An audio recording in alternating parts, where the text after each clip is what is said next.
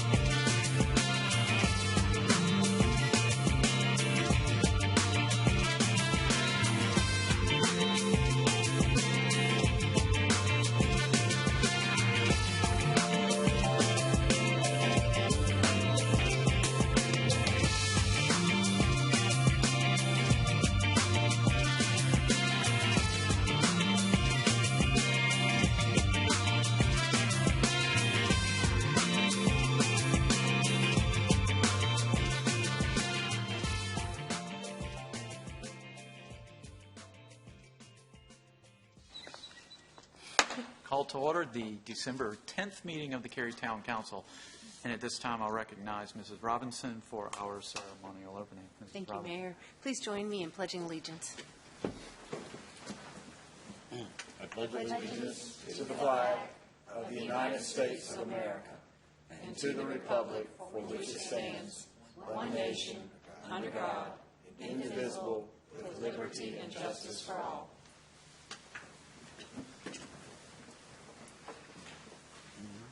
We're now at item 1.3, adoption of the agenda. Interim Town Manager Bajorek requests to add item 2.5, which is an operational update from the Town Manager. Is there a motion to adopt the amended agenda? So moved. Second. There's a motion and a second discussion. All in favor, please say aye. Aye. Any opposed? Motion carries unanimously. We're at item 2.1 of recognitions, reports, and presentations. We'll turn it over to Mr. Bajorek to recognize our 2015 Employee of the Year. Thank you, Mayor. Let's see, as we are very, very pleased, Mayor. This is one of these occasions where you know somebody for such a long time, and you know the good work that they do, but they're just one of those people that are just there all the time. And we have so many of them with the town, but Kelly Spainhauer just raised to the top. This is not the first time she's been nominated for the Employee of the Year, which I think says something. But this is a person that works over at our South Cary wastewater treatment plant, not necessarily out in the public. And I think it really shows from her peers, somebody that could be working in the lab makes such an impression that she gets nominated and then finally selected. And I am so proud to recognize her right here. Thank you. Do we have...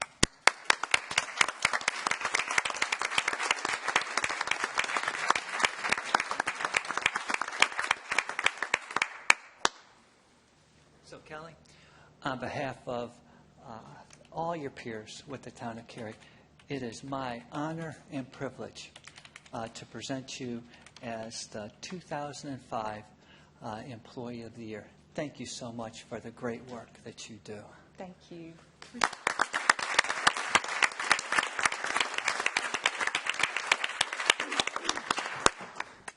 That fall. Okay. I'd like to thank you so much for this award. It's such a great honor to serve Cary and to be considered one of the town's 20 outstanding nominees for Employee of the Year this year. How fortunate I am to have worked for the town of Cary for over 27 years. I've never had a day that I did not look forward to coming to work for this town. I'm thankful that I have a second family here in the town of Cary, my workforce, and the Utilities Department and the South Cary Water Reclamation Facility. I love them dearly. I feel truly blessed to have been given this career opportunity, and I don't take it for granted. Through our work in the Utilities Department, I consider it a privilege to serve the citizens of this community and our fellow co-workers. And I've always appreciated the opportunity to serve in the Utilities Department, providing exceptional stewardship of our natural environment and the resources that have been entrusted to us. I've seen many positive changes in the town of Cary over the years, and I'm very proud to be part of the great team environment that we have within this town, the Utilities Department and at the South Cary Water Reclamation Facility. I'm also very thankful for the support we receive from the town manager's office and from the town council. I want to thank you all for your leadership, guidance, and service that you provide to the citizens and the employees of the town of Cary. If I had my life to live over again, this is where I would choose to work. I've had the time of my life. I mean that. Thank you again, and I'm truly honored to receive this award, and I mean this from the bottom of my heart.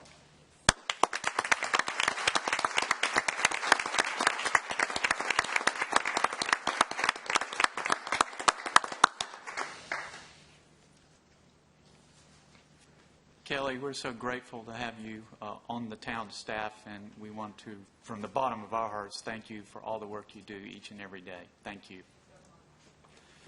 Okay, we'll now move to item 2.2 and turn it over to Mrs. Barrett to recognize our presenters of the Cary Green Neighborhood Program Environment Grant. Mrs. Barrett. Council, thank you for commemorating the award of the Wells Fargo Environmental Solutions for Communities Grant tonight. As you know, this grant will fund a year-long project called the Cary Green Neighborhood Project that will extensively engage and collaborate with 4 to 8 neighborhoods in the town with the goal of nurturing these neighborhoods into champions of healthy, vibrant, and sustainable communities. With us tonight is honored guest David Booth, Senior Vice President with Wells Fargo Bank. I would also like to acknowledge Shuchi Gupta, who is the Town of Cary Project Manager for this grant-funded effort. Hello. Well, good evening. On behalf of Wells Fargo, really appreciate the town applying for this grant. Over 370 towns applied and only 60 won, and so Cary was one of the 60. So congratulations, and thank you very much. Have a good evening.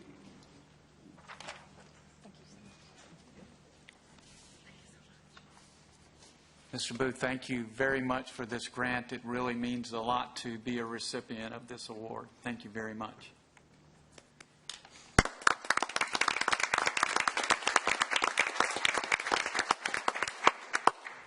We're now at item 2.3, and we'll ask Assistant Fire Chief Collin to recognize our presenters.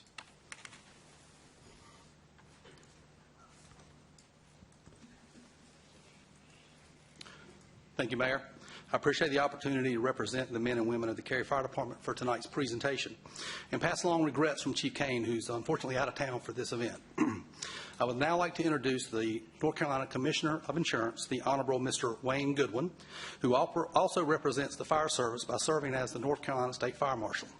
So, Mr. Goodwin, if you would please come, the podium is yours.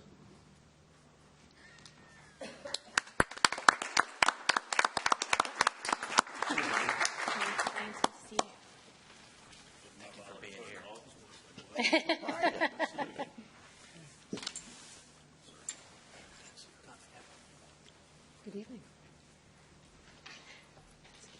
Thank you. Thank you, Mayor and members of the council, for having me here this evening. Fire is everyone's fight. And you've already heard I'm the insurance commissioner, but my favorite part of the job is being the state fire marshal, to work with fine folks like in your fire service here and across our state. But because fire is everyone's fight, our communities are safer places because we are all committed to making our communities better than they were before. Our communities are safer places because of the work that the firefighters do today here and all across North Carolina. Every community in the country is rated on its ability to provide fire protection through a strict and rigorous third-party process. Now, in that rating process, an inspector evaluates a fire department's emergency operations and its water supply and its distribution and, of course, its emergency communications and community efforts to prevent and reduce fire risk. Each community earns a rating on a scale of 1 to 10, with a 10 being almost no fire protection to a Class 1 being considered superior. Nationally, only 132 out of almost 49,000 communities have reached the Class 1 superior rating. Here in the Tar Heel State, in North Carolina, that incredible Class 1 distinction is held by only 5 communities. The first and only Class 1 community in the Triangle is the town of Cary. And I commend you for demonstrating a stellar commitment, every one of you and the citizens of this fine city, to protecting lives and property and the like. And because of that commitment, residents and business owners and visitors can count on superior fire service and reduced fire losses. Now, wearing my insurance commissioner hat for a moment, one local insurance agent stated it this way. He said this, quote, "The difference in a $50,000 fire and a $500,000 fire is what occurs in about 10 minutes. A Class 1 city could potentially give you those precious 10 minutes. However, I'm most often asked, will this improved ISO rating positively impact my wallet? In other words, does it really matter? Wearing both my hats, I'll tell you the short answer, yes. Yes, it does. The Class 1 public protection rating is one of the factors used to determine fire insurance premiums for homeowners and for businesses. Everybody wins. Fire insurance premiums are based on the quality of service and fire protection available, and this top rating, this number 1 superior rating, means that Cary property owners can get the lower premiums on that area of insurance, among some of the very lowest, and that's a very good thing. Now, I'd like Deputy Chief Cohn to come up, please. And what do we have here?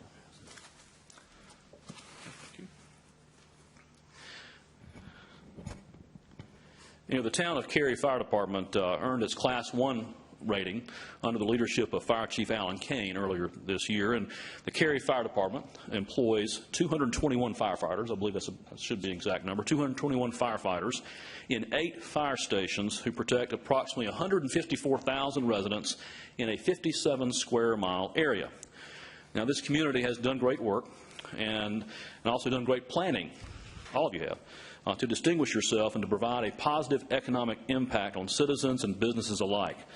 So with this very special award here, and it says the Insurance Commissioner's Special Achievement Award presented to the Town of Cary Fire Department in recognition of earning the highest achievable public protection classification rating issued by the Insurance Services Office, ISO, Class 1. And it has the seal of not only the Department of Insurance here in North Carolina, but also the Office of State Fire Marshal, and has my name as the Commissioner and as the State Fire Marshal on this, I think, fairly recognizable plaque that's in the shape of our great state. And with that, I'm going to present this to our Deputy Chief on behalf of my office and a grateful state. Congratulations to you for your hard work and dedication.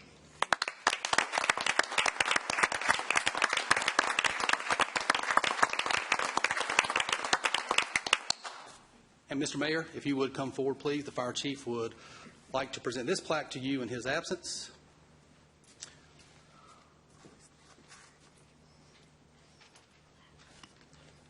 Thank you, sir. Thank you. It's pretty incredible, like Commissioner said, that we have this rating. I am so proud of all of our firefighters. Actually, I know firsthand, having had a fire loss myself. But I am so grateful for each and every one of these firefighters who put their lives on the line every day to protect us and they do such a fantastic job.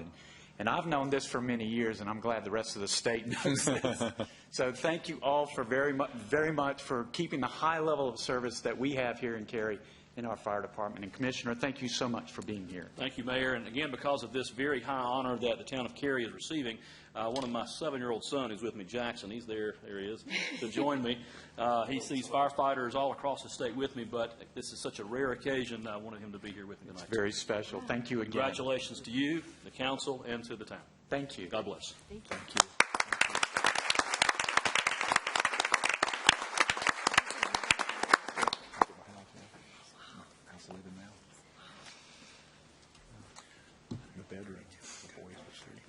Nothing like hearing insurance rates will go down.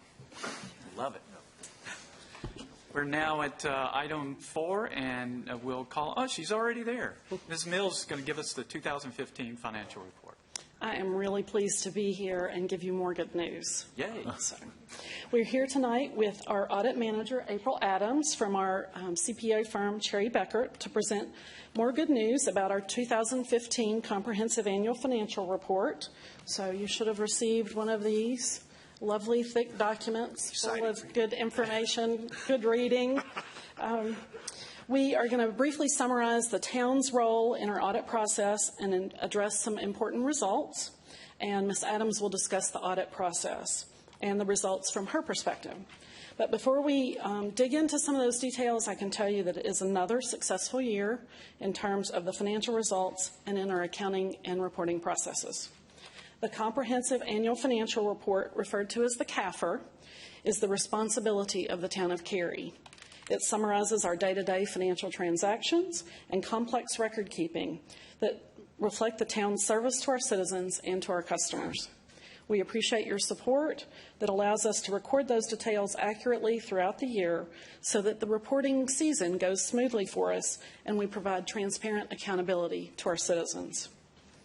3 positive reflections on the process include: 1, the lack of formal suggestions from the auditors for improvement; 2, an on-time submission to the state of North Carolina in light of a very heavy workload, particularly this year; and again, a likely receipt of award for excellence in financial reporting from our peers. I'd like to thank the outstanding staff, Michelle Price, our controller, and our dedicated accountant in the audience, Judy Denardis. Again, they had a very tough year to get this work done, and they got it done on time and without adjustments. To briefly talk about our financial results, I would point out that the report reflects a $0.6 million increase in general fund balance. While that doesn't sound like a lot, compared to the fact that we expected fund balance to go down $17.1 million, it actually reflects a $17.7 million improvement compared to our budget. Our final results, according to generally accepted accounting principles, were $5.7 million better in revenues. And then, as you remember, we must always come in under budget for our expenditures. And in 2015, our general fund variance was almost $12 million, or 8% of our expenditure budget. For the utility fund, as in prior years, before capital spending, the utility fund earned $9 million in operations, and that's important cash that goes for the capital needs of our utility. Utility revenues increased $4 million to $68.7 million in revenue, a little bit more than the $68 million budgeted. Our expenditures were up almost $5 million to accommodate debt service for the plants, as we expected. Like the general fund, the utility expenditures had to come in under budget, and the budget variance there was almost, I poked a hole in that number. It was a 10% positive variance. Sorry about that. Overall, the general fund and utility system operating results contributed to our strong financial position, which will facilitate maintaining our AAA bond ratings and provide future flexibility for our financial needs to continue to meet the needs of our citizens. Anyone who's interested in reading this report, there's lots of great information in there, 10-year trends, not just this year's results. It is on the web tonight, and it's also in the Cary Library. As I mentioned earlier, our audit firm has an obligation to speak to you under their auditing standards. And Ms. Adams will present a summary of their responsibilities as auditors, talk about any significant estimates that affected the financial statements, whether they had any difficulties in performing the audit, and if they made any material adjustments. So April Adams, our audit manager, I invite you to address the council. Okay, good evening. I'm also very excited to be here to give you guys good results. To start the presentation, first I'm going to run through and explain what the roles of an external auditor are.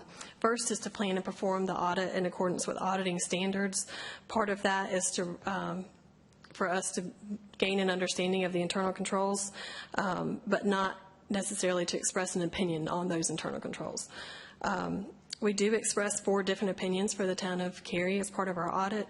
The first would be the financial statement opinion. That's our opinion in accordance with the generally accepted accounting principles. And then the second opinion would be the Yellow Book opinion. This is our opinion in accordance with the government auditing standards. And then finally 2 opinions, one for the compliance with the federal programs and one for compliance with the state programs. These opinions are stating whether that the financial statements are fairly presented in all material respects. So not every single dollar is accurate in these, but they are materially correct. We also have some other requirements of communication, which is why I'm also here tonight, that we just are required to present those to governance. So I'll go over those as well. So now for the results of the audit. All 4 of the opinions were unmodified. Sometimes that sounds not good, but that is otherwise known as a clean opinion. It's the highest level of assurance that we can give you that these financial statements are materially stated. I do want to bring your attention that in the financial statement opinion, there is an emphasis of a matter paragraph that relates to the implementation of a new government standard that was required to be implemented related to the pensions. That did adjust the beginning net position for the year by approximately $10.9 million. So it's just to bring that to your attention. It doesn't mean anything good, bad, or ugly. It just had to happen to implement the new standard. And what that represents is your proportionate share of the retirement plan. So the pension, your full portion of that liability has now been recorded. During our review of testing, we also looked at the internal controls and tested some of those. There were no findings related to that, and you guys continue to have good internal controls in place. Now, for part of the required communications, we are required to let you know that we were and maintained independence throughout this engagement. As an audit firm, there were no adjusting journal entries or past adjusting journal entries noted as part of the audit.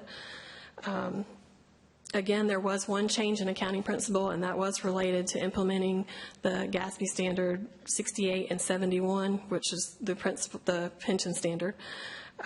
So that was implemented correctly. No other changes in the accounting principles were made. And you do have estimates in these financial statements that are subject to change. This was what's put in there is the best knowledge that we had at the time, the town had at the time to make those estimates, but they are subject to result differently than what they're projected.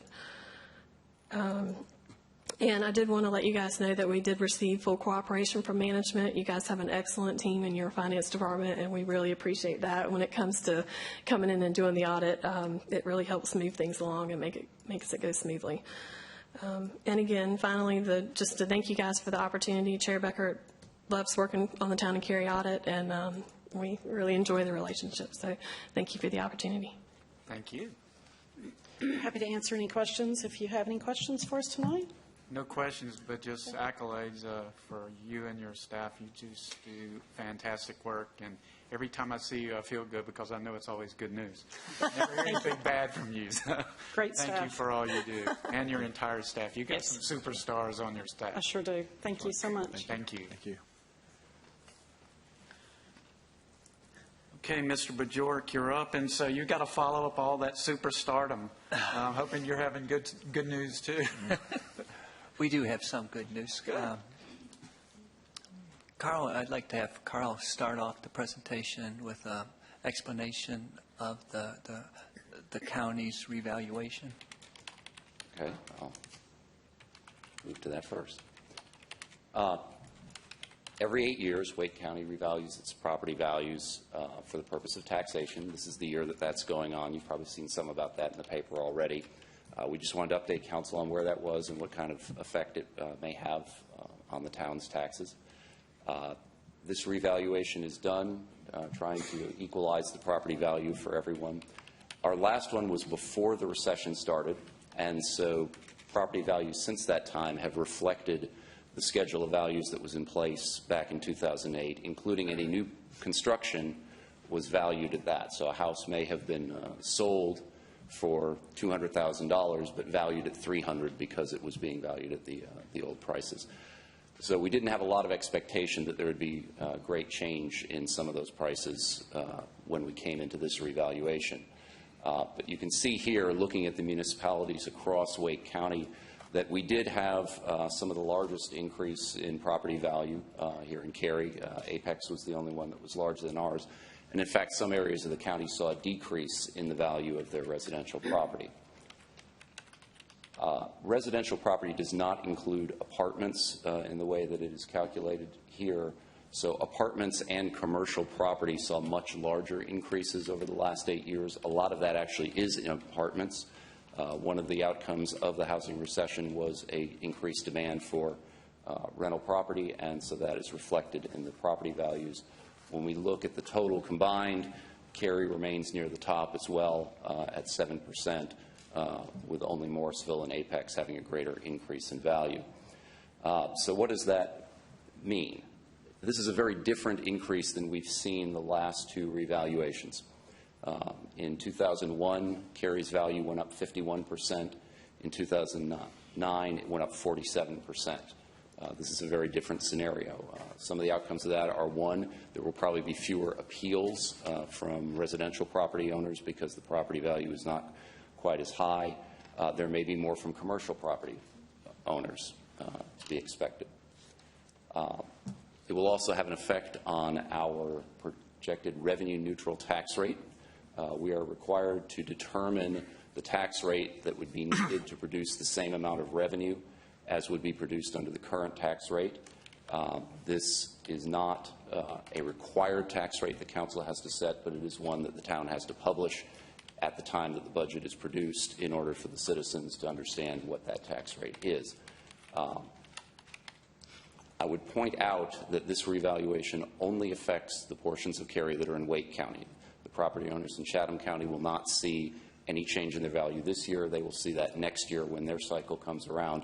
They will, however, be affected by any change that the council would make in the tax rate this year. What will that revenue neutral rate be? The simple answer is we don't know yet. There's information we have to get from the county that comes at the beginning of the year, and we don't have it now. But it will be likely to be a substantially smaller decrease in the tax rate than we've seen for either of the last two revaluation cycles, simply because the total value has only gone up by 7%. If you get questions from citizens or commercial property owners about the revaluation and about the change in their property tax value, those questions need to be directed to the county revenue office. They are the ones who can resolve any disputes about this. Town staff does not have any control about this, and citizens can contact the revenue office at either of the numbers, the phone number there or the email address that's shown. I'd be happy to take any questions you may have about the revaluation. I was just wondering if you had any additional information about parts of Cary, such as the western part of Cary is where all the growth is, newer homes, and the downtown part, maybe the oldest part of Cary, older homes. Do we have that kind of detailed information, or is it just the town as a whole? At this time, all we have is the information about the town level. I can say that countywide, homes under $400,000 generally saw increases in value, and more expensive homes tended to see a decrease in value. Okay. How that may play out within Cary is... I got mine. Mine was zero change, so I was happy with that. Yep. I guess I should be happy with that. Other questions? Lori's and I went way up. Ooh, We're the same sorry about that. You just bring the value of that neighborhood up. Hey. Thank you, Mr. Knapp. Carol, would you you've talk got a little more? a little bit about our revenue picture? Oh, okay. Very good. This is the first time that we've been able to just look and see what we're looking at for this year. Okay. What you will see in looking at our first graph is that there's not a whole lot to see there in difference between budget and projected. It's probably the smallest number we've put out there so far. This is a good thing. We really don't have a lot of information this early in the year about potential changes because we're so early in the year for sales tax. We haven't received our first quarter state distributions, but we are up above projections. Looking at the revenue sources, you can see that we are, while up by a small percentage, up in property tax. Permits and fees are up, which is a distinct change from last year where we were seeing declines. Some of our more volatile sources have bounded back this year. Our building permits are about where they were last year, and we're hoping that will increase. Investment earnings are up, and then most sources we're not projecting any change. That negative down there in sales and service is largely related to our recycling contract, which is still in some flux over the issues that we're having with our contractor there. So again, any questions council may have. Well, that's good news. We're moving in the right direction. Yep. Thank you, Mr. Knapp. And Mayor, just a few other operational things I would like to report on is our police department received reaccreditation. Not only did they receive reaccreditation, but they received meritorious accreditation with excellence. That means there's 254 standards that they are looked at, and they met each and every one of those 254 standards, one of just less than a handful of departments that have reached that level. In addition, just a quick update on the Academy Street project. There is, as you drive through, a lot of work being done. The overhead wires at Dry Kildare Farm have finally been taken down and buried, which was a major part of that project, and they're installing the traffic signal poles, and we hope that in mid to late January that Walnut Street and the Dry Avenue will be opened up to traffic. Park Street also with the construction of the Maiden Inn, in addition to the Academy Street project, is hoped to be opened up by early January.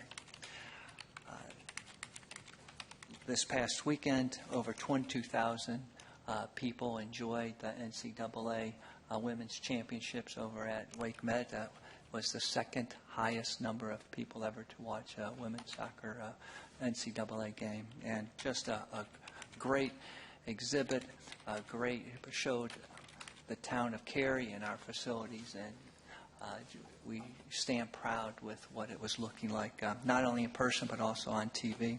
And finally, the Chinese Lantern Festival is currently open through January 3rd at the Coca Booth Amphitheater. There's 20 just amazing light displays out there, and encourage if a family wants to do something in an evening, it's a great place to go and visit. Mayor, that's all we have this month. Thank you, Mr. Bajorek. Very good. And like you said, if you haven't seen the Lantern Festival, you got to go out there. That is pretty cool. Okay, we now move to Public Speaks Out. Oh, no, I'm in the wrong place. Where is Public Speaks Out? Yeah, Public Speaks Out. I'm in the right place. We got to approve the consent agenda. Nope, that's after Public Speaks Out. Oh, my bad. So our next agenda item, Public Speaks Out, has instructions for speaking at this forum on the printed agenda. If you'd like to speak, please take a seat in the rows to my right that are shown as reserved and follow the instructions on the agenda. Public Speaks Out speakers have 3 minutes for their comments, and speakers may speak on any topic as long as it's not a public hearing, and that's for your best interest because you get 5 minutes in a public hearing. As I said, there's a 3-minute time limit, and to be fair to all of our speakers, I'll enforce that time limit. There's a timer located on the podium, and when the green light turns yellow, that means you have 30 seconds remaining. And when the yellow light turns into a flashing red light, that means your time is expired, and I will immediately interrupt you, not trying to be rude, but trying to be fair. And I thank all of our speakers in advance for adhering to our 3-minute time limit. We also ask that groups have a spokesperson to speak on behalf of the people they represent to reduce repetitive comments. And I thank everyone in our audience for respecting that this is a business meeting. Please do not applaud, make remarks from your seats, or anything else that may distract from this meeting. So now's the time for Public Speaks Out, and I would invite our first speaker forward at this time.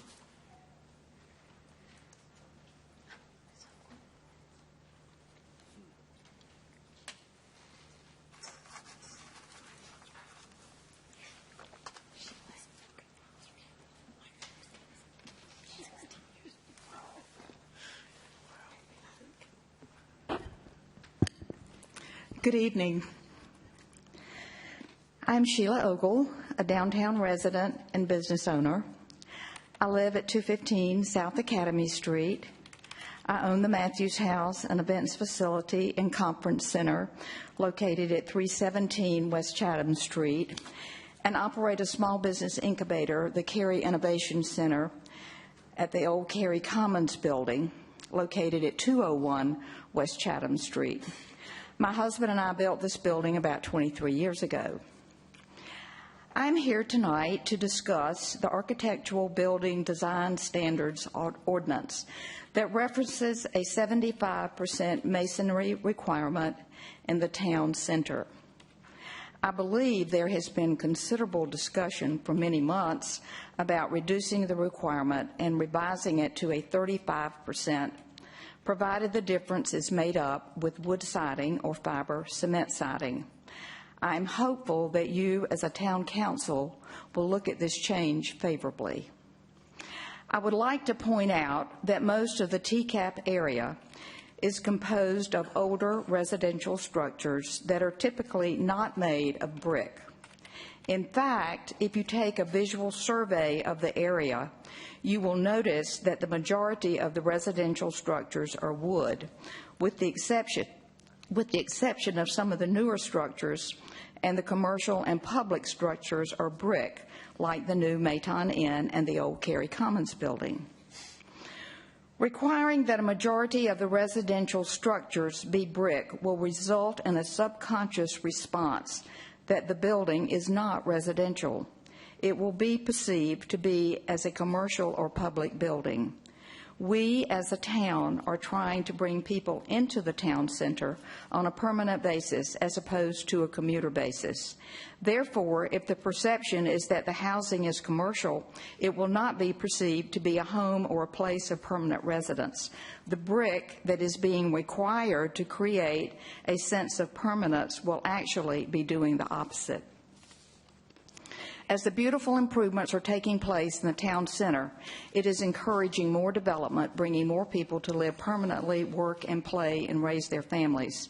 This, in turn, will encourage more development, providing a greater tax base, which allows more amenities for all. Because I live, work, and play in this area every day, I want to be certain the appearance will have the charm and beautiful structures that are consistent with good architectural planning. I encourage you to approve option 2, which was discussed in your work session. This will mean the TCAP area will have the same 35% masonry guidelines as the rest of our town. Thank you so much for the opportunity to share my views on this most important issue. Thank you, Ms. Ogle. You're welcome. Do you need a copy? Next speaker, please.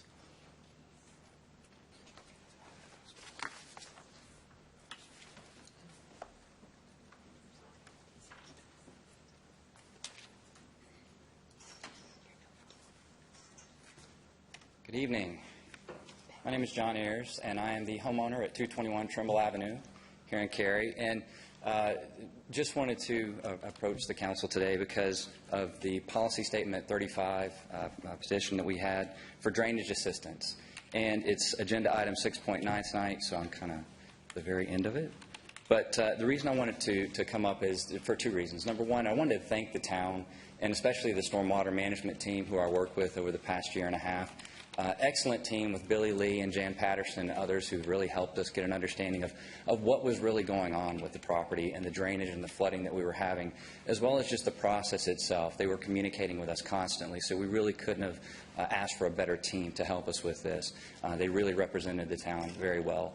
And secondly, my family and I support the recommendation, the mitigation measure that you'll see in 6.9 in its totality as far as repurchasing or buying the property and keeping it as floodplain. We really do feel, as the town does, that it's the only way that you're ever going to not have flooding into the structure of the property itself. So with that, I thank you for your time, your consideration, and appreciate the help. Thank you. Next speaker for Public Speaks Out.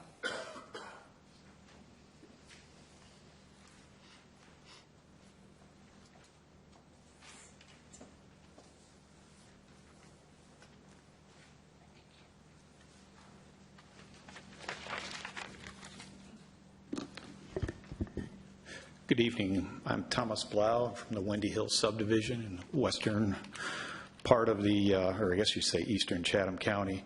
Our home of 13 and a half years is in the Wendy Hill neighborhood and shares 698 feet of property boundary with the proposed rezoning annexation. Wendy Hill is a rural community of multi-acreage lots that values privacy and nature. Our lot of 8 acres within the Wendy Hill neighborhood, where the covenants allow for crops, grazing animals, and poultry, all of which we have. Our small farm has been the realization of a lifelong dream. The proposed development threatens that dream. We are especially concerned about a sewage pumping station being located essentially in our backyard, close to our current well and even closer to the site of a proposed new well. We have emailed and met with the applicant to discuss our concerns. Though our home is in Chatham County, we now find ourselves in the awkward position of beseeching the Cary Town Council to help us protect our quality of life and that of those around us. Yes, the joint use plan identified this parcel as being in line with potential annexation and subsequently rezoned. And yes, the owner has the right to request that. I'm sorry to interrupt you. I was trying to figure out what rezoning you were talking 15 about. 15 REZ 24? That's a public hearing? 15 REZ 24 is a public hearing? You get 5 minutes to speak, if you would wait. We're at the wrong place. Yeah. Okay, I'm sorry. I saw the. It's perfectly understandable. We'll call you. I'll call you first when we get to that one, and we'll hear you then. That's all right. Okay. Thank you. You get to tell us twice. Anyone else to speak on any topic that's not a public hearing?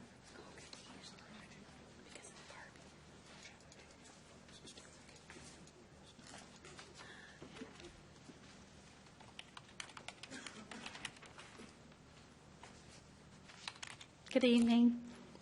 My name is Ginger Hayes, and I represent a few property owners adjoining the Walnut Street property. And I just wanted to express tonight, first of all, that we are longtime Cary residents, and we very much appreciate the years of watching this town develop in a wonderful way. It is a wonderful community, a wonderful place to raise a family. I'm yes? sorry to interrupt you. I think you're also in a public hearing. Am I?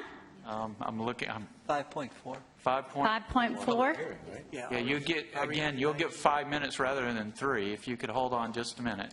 Great. And when we get through a public hearing, Public Speaks Out, we'll have a consent agenda, and then we're going to start the public hearings. So if anyone would like to speak on an item that's not in the public hearings, the list of public hearings.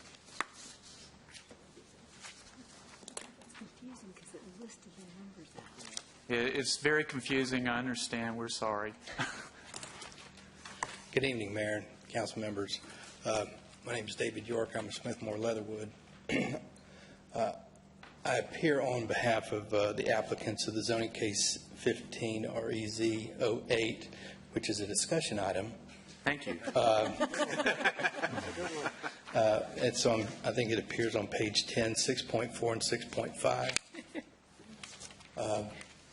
Since this case was before you at the public hearing a couple of months ago and the Planning and Zoning Board last month, we've been working with our adjacent property owners, the Legacy Crossroads Apartments, and have we believe, worked out an agreement with them that they no longer oppose, and I hope, in fact, will speak tonight in support of this rezoning request. I want to thank Mr. Goldberg with the owner entity and his counsel, Jamie Swadler and Michael Crook, for cooperating and working with us and achieving an agreement which I think will result in some additional buffering and some phasing that will make it a better project for them as well. And we obviously would hope you would agree and approve the rezoning when it comes on your agenda later. Thank you so much. Thank you. Anyone else for Public Speaks Out?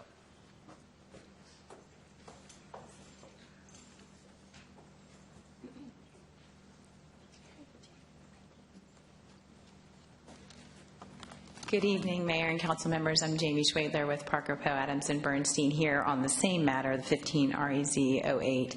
And I would like to thank David for mentioning and setting that framework up for us. We did appear before you both at the Council and the Planning and Zoning Board and spoke with a few of you about our concerns. David organized a meeting. We were able to meet to discuss those concerns, and they have been resolved. We reached an agreement, and we wanted to thank the councils for their attention, and also thank David and the applicant for their cooperation. I'll remain here at the hearing tonight in case there are any questions from council, but I trust that there won't be, as our concerns have been resolved. Thank you. Thank you. Next speaker for Public Speaks Out. Anyone else for Public Speaks Out? Seeing no one, will close Public Speaks Out. And we move to item 4 on our agenda, which is the consent agenda. For the benefit of people watching our meeting on TV, I'm going to take a moment to review our consent agenda items. One vote approves all of these items. After reading the items, I will ask council members if they would like any of these items pulled for discussion. On the consent agenda, we have minutes, 2016 meeting schedule, appropriation of tax proceeds from general capital reserves to transportation project, Purse property rezoning request 15 REZ 20 and its companion consistency statement. Round 33 land development ordinance text amendments and its companion consistency statement. 917 Waldo Rood Boulevard rezoning request 15 REZ 12 and its companion consistency statement. 7711 Carpenter Fire Station Road Comprehensive Plan Amendment Request 15 CPA 04. Public notices for the following hearings for annexation requests. MS Holdings Company, LLC, located off Wilson Road, southeast of Chapel Hill Road, northwest Cary Parkway intersection. SAS Institute Incorporated, located off Research Drive near SAS Campus Drive Extension. Also, we have construction agreement for roadway improvements, temporary stormwater easement, and access agreement between Town and Northwoods Associates, LLC. Interlocal agreement with the Town of Apex for the Lake Pine Drive improvements. Bicycle bond improvements update. Strategic Energy Action Plan update. Construction contract award for Old Reedy Creek Road Trailhead. Appropriation of funds for completion of the GG 1114 equipment wash stations, Wake Med Soccer Park, and USA Baseball National Training Facility. Out of those items, Ms. Robinson and I requested items 4.8 and 4.9, which is the Round 33 Land Development Ordinance text amendments and its companion consistency statement, be pulled for discussion. At this time, I would ask council members if they would like anything else pulled for discussion. If not, I would entertain a motion to approve the amended consent agenda. So moved. Second. There's a motion and a second. Discussion. All in favor, please say aye. Aye. Any opposed? No.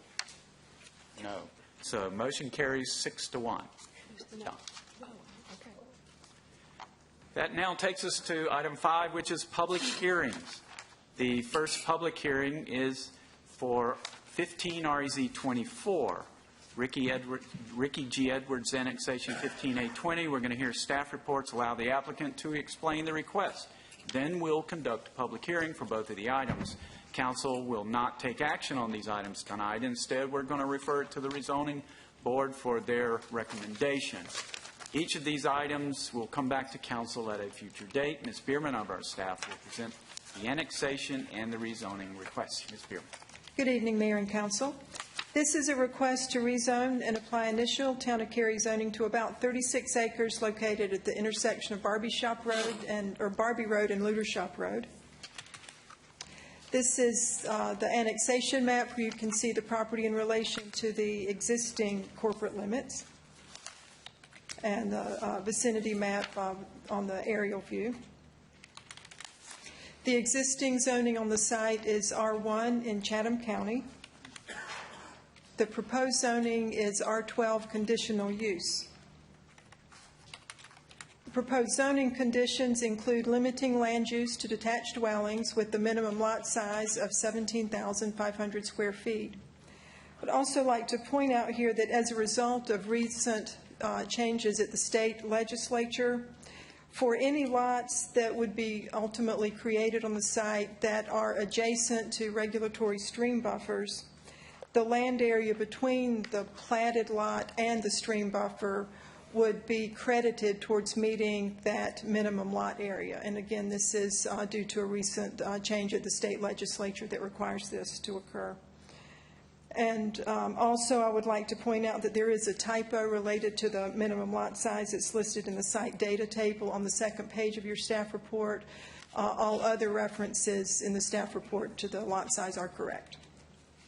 And finally, the last condition would establish the maximum density on the site at 2 units per acre. The site is in the joint Chatham-Cary land use plan in an area designated for low-density residential. And in the joint plan, that is a maximum density of 2 units per acre. And here you can see the Cary portion of the plan. There is a small area shown on the Cary's GIS maps as having the potential for stream buffers. Field verification of this would be required at the time of the site plan review. This shows the transportation plan. Currently, Barbie Road and Luter Shop Road have not been designated in Cary's comprehensive transportation plan, but these are being looked at as part of the Imagine Cary update. This map shows properties that were notified of the public hearing. And this concludes staff's comments. Following the applicant's comments, and the public hearing will be available for questions. Very good. At this time, I would invite the applicant forward for an explanation of the rezoning request.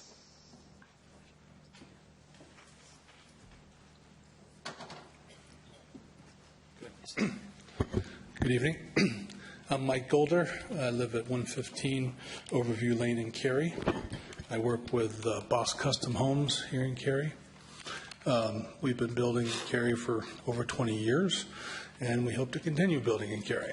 Problem is, it's hard for small builders like us to find lots in the Triangle area, and particularly hard in Cary. So we have been looking for small property that we could develop.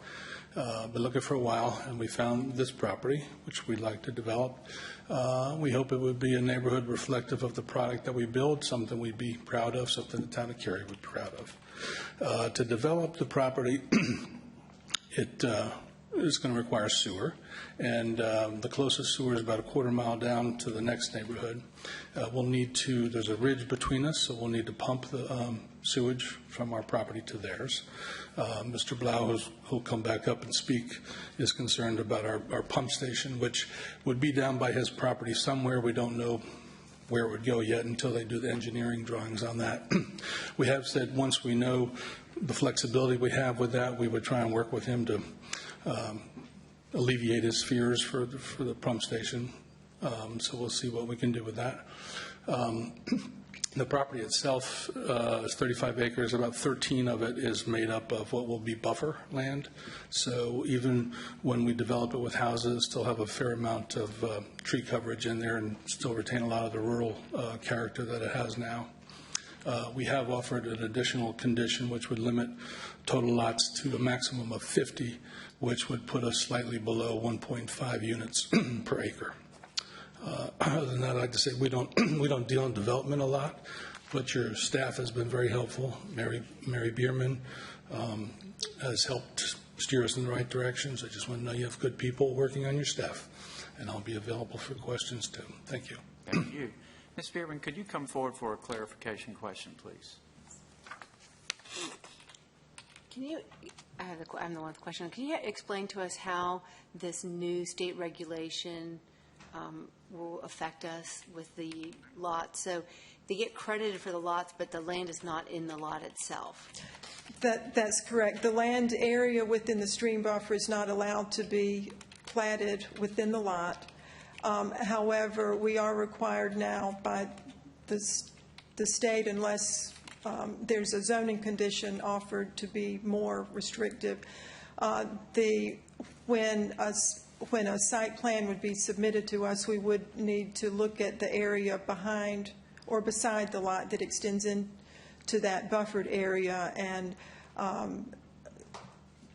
allow that area to count towards meeting the minimum lot size. For that adjacent property, not divided among all the lots?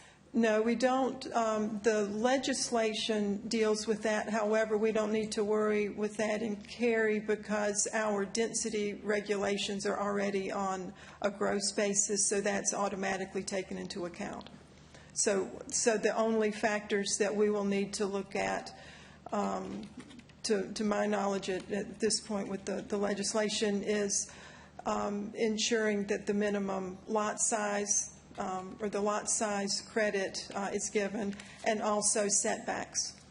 So in cases where with like a side or a rear setback, that minimum setback would again be able to take the buffer area as credit and be measured basically from the stream rather than from the property line itself.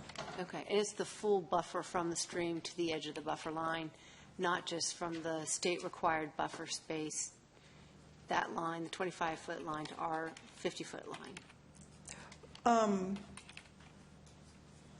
I think I would probably need to get some legal opinion on some of those measurement details. Okay. But conceptually, the area within the regulatory buffers as regulated by the state needs to take the needs to be able to be credited towards meeting lot sizes and setback requirements. Okay. Okay. Thank you for that clarification. Now's the time for the public hearing for rezoning request 15 REZ 24, and I would invite Mr. Blau back up.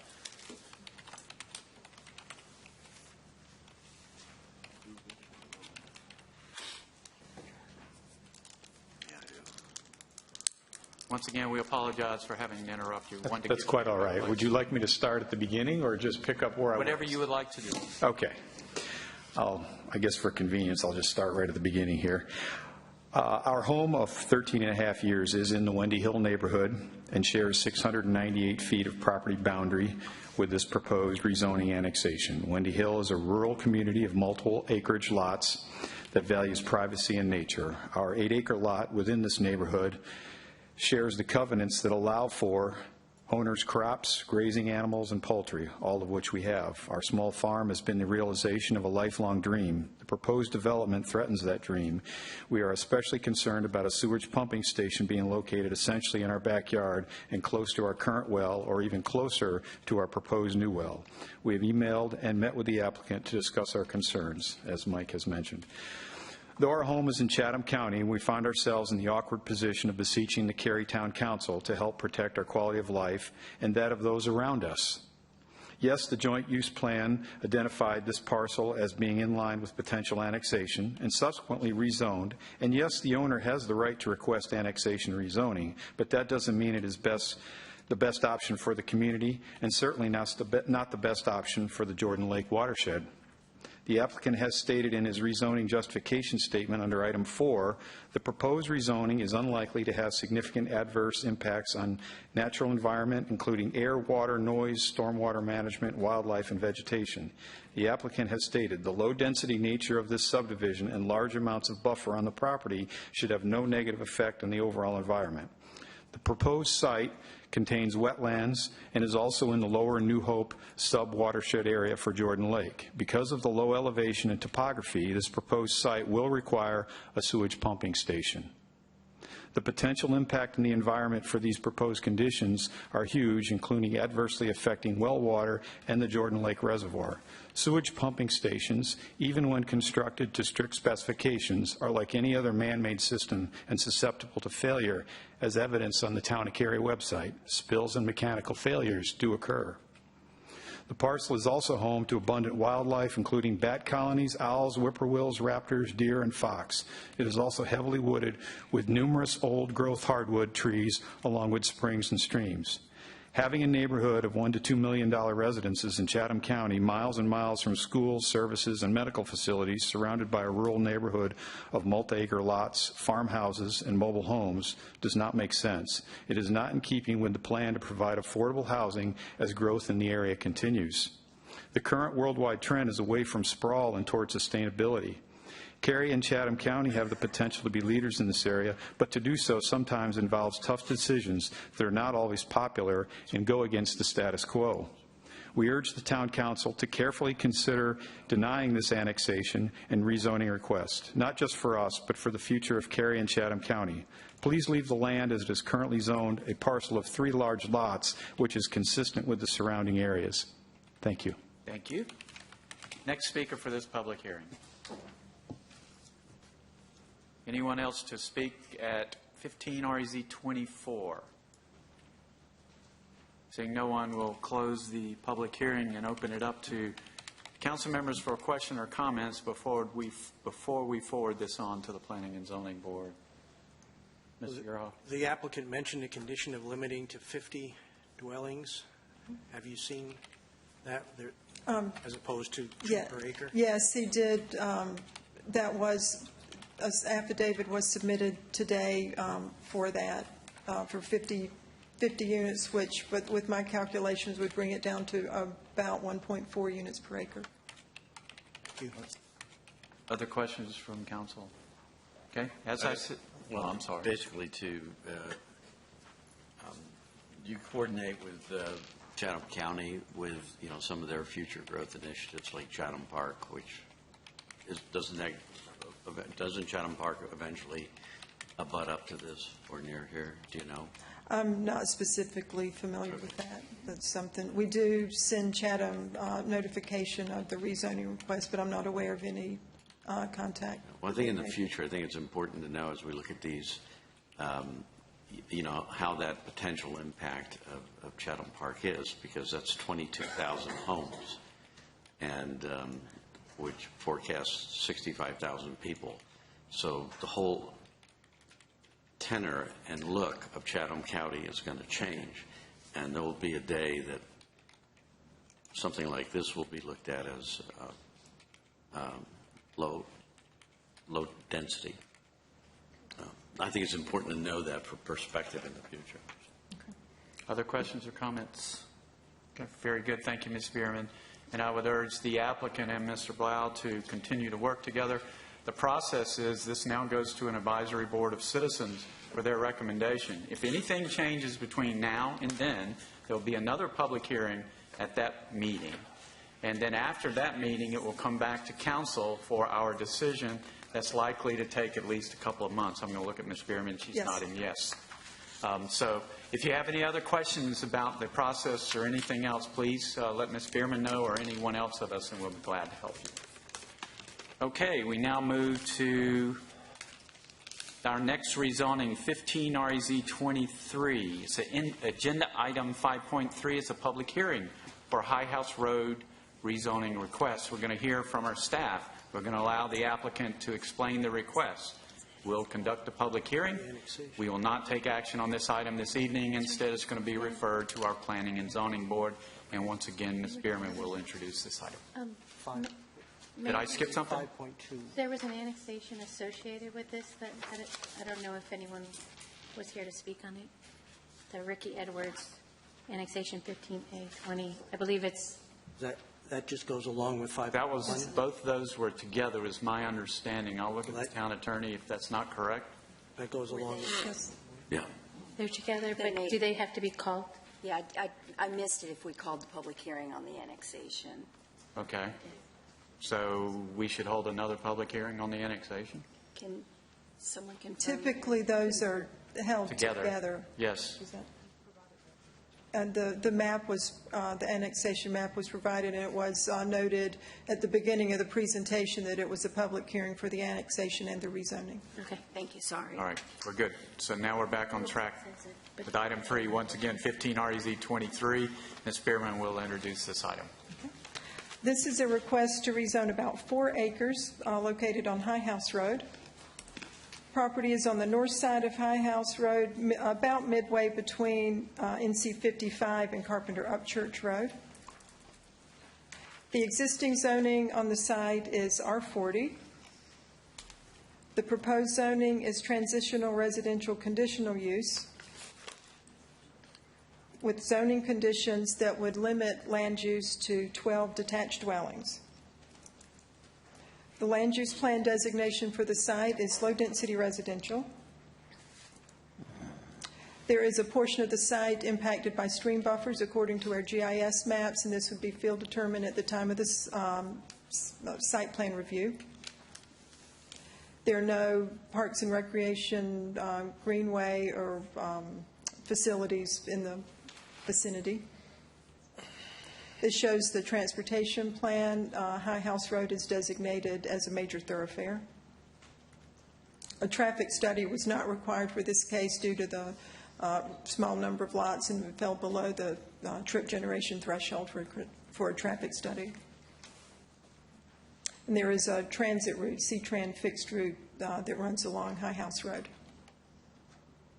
This map shows properties that were notified of the public hearing. I did receive a couple of calls with residents of the neighborhood expressing concern in general regarding cumulative traffic impacts on High House Road. That concludes staff comments. Following the applicant's presentation, and the public hearing will be available for questions. This time, I'd invite the applicant forward for an explanation of the request.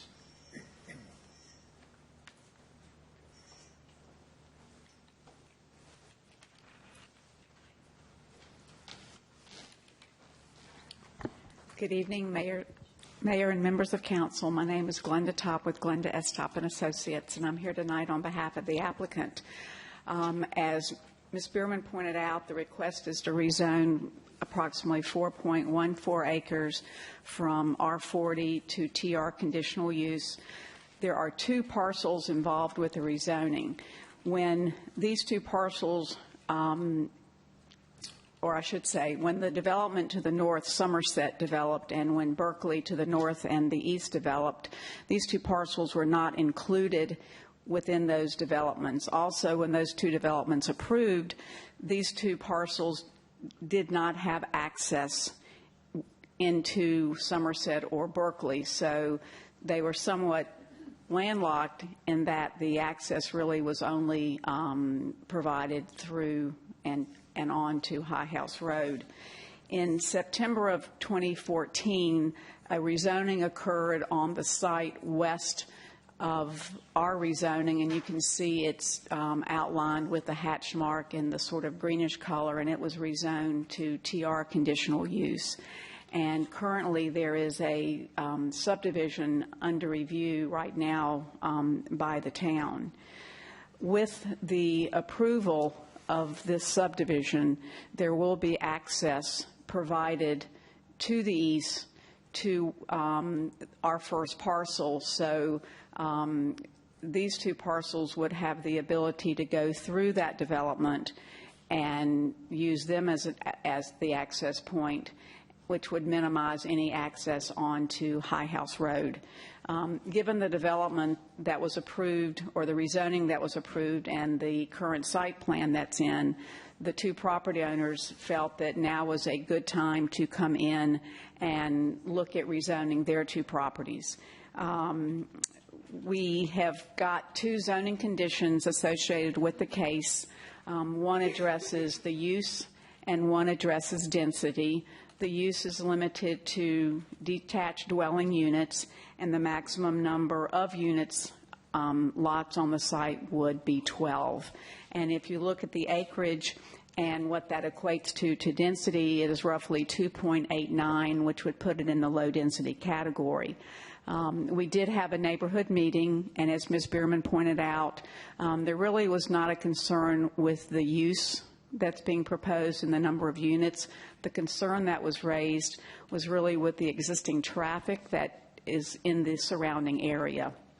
And I also want to point out that after the neighborhood meeting that was held here, the applicant had a separate meeting with the Berkeley board after that.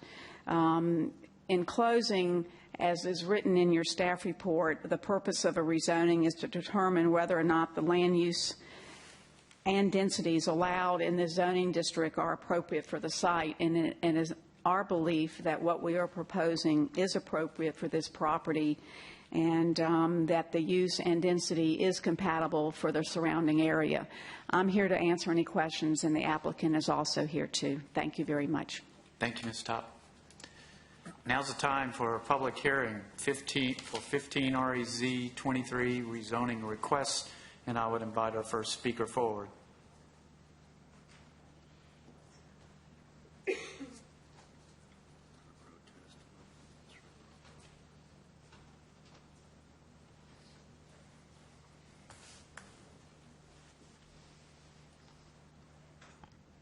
Hello.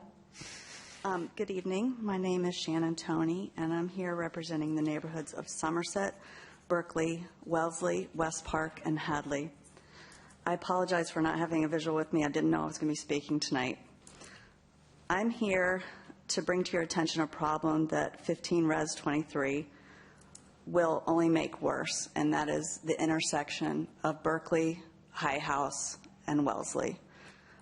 Already, there is an untenable situation with U-turns, and we're talking maybe a third of a mile between our neighborhoods and Highway 55. We have an extremely dangerous traffic situation at this intersection. There have been accidents here, thankfully none fatal, but I guarantee that it is not a question of if, but when. No traffic studies were required when these three neighborhoods, because we're also talking about one that's next to 15 Res 23 and the one across the street, all of which will feed only to High House. Cars back up at Highway 55, attempting to make that U-turn. This will only be worsened by this particular rezoning. In the future, we will be doing what we must to get a traffic study done. From what we already know that is true, and that the portion of High House between Highway 55 and Carpenter Upchurch is a disaster waiting to happen. It is untenable today, and with 130 homes going in to this one-third mile area that exits only onto High House, this problem will be impossible. Thank you for letting me speak tonight on behalf of Somerset, Berkeley, Wellesley, West Park, and Hadley. Thank you. Next speaker, please.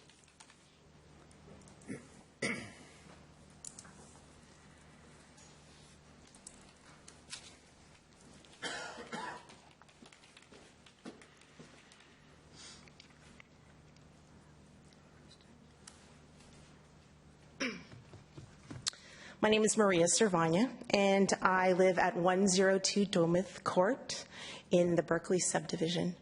I am a board member at the Berkeley HOA, and I'll be speaking on behalf of the board and also the residents who are unable to come to the public hearing this evening. Particularly, I'll be voicing our opinion about the application for 15 Res 23 and the concerns we are regarding the effects of this and the other two developments that are going in the area. First, I'd like to thank the Town of Cary Planning Division, particularly Ms. Mary Bierman and Mr. Wayne Nichols, for actually helping us navigate through the process and facilitating the establishment of a relationship with Mr. Tom Hankin, who is the agent of this application. And the start of that relationship was actually at the neighborhood meeting. At that meeting, the original application did state that there would be duplexes that will be developed in also with the single-family or detached homes. But through that discussion, we were able to help them strike that portion on the application. So it currently states conditionally that it is 12 units and that they will be single detached homes. So we were very grateful for that. And they've been open to conversations when it came to considerations of buffers and runoff and flooding, which has already occurred but would be compounded by the development of their property along with the other two that have been approved. But with working with them together, we do come here as an HOA of Berkeley to support, actually, the application for 15 Res 23. I understand and respect the fact that this process is for a consideration of rezoning, but I'd be remiss to not include or comment about what my fellow resident had said, is that there is an existing traffic and impending hazardous, potentially dangerous traffic issue. I'm here also to express that I'm very disappointed in the fact that an ordinance amendment was proposed to the council that would trigger a switch when an accumulation of rezoning applications have been approved to prompt a traffic study, which in this situation and would have been proactive to have done, because this is a tipping point. We don't want to disparage Mr. Hankin and the two property owners of this parcel, but in accumulation, this is a potentially fatal situation. As Berkeley residents, we are not going to settle that we can't get a solution in this area. But we want to follow the process and we want to work together to solve that solution. Right now, we've connected with Somerset and Wellesley HOAs and are making headway and inroads to connect with the Cornerstone Church and Hadley Place to come together in a future meeting to express specific issues when that comes in that area when it comes to traffic and possible solutions. We've connected with your Traffic and Transportation Division, with Mr. Jensen, to find out what the current status is and what are proposed solutions that can happen there. And also to help have a facilitated discussion, knowing that the authority is North Carolina Department of Transportation, to find out what can be done, because we will not settle for anything less than a solution in that area. But lastly, we come to you today to ask your support if and when it is needed for us to have a solution when it comes to that problem and be proactive of the fact that we need something. They want a traffic light. We don't know if that is actually the case. A traffic study is needed, but a solution to be done there. And I thank you for your time. Thank you. Next speaker, please.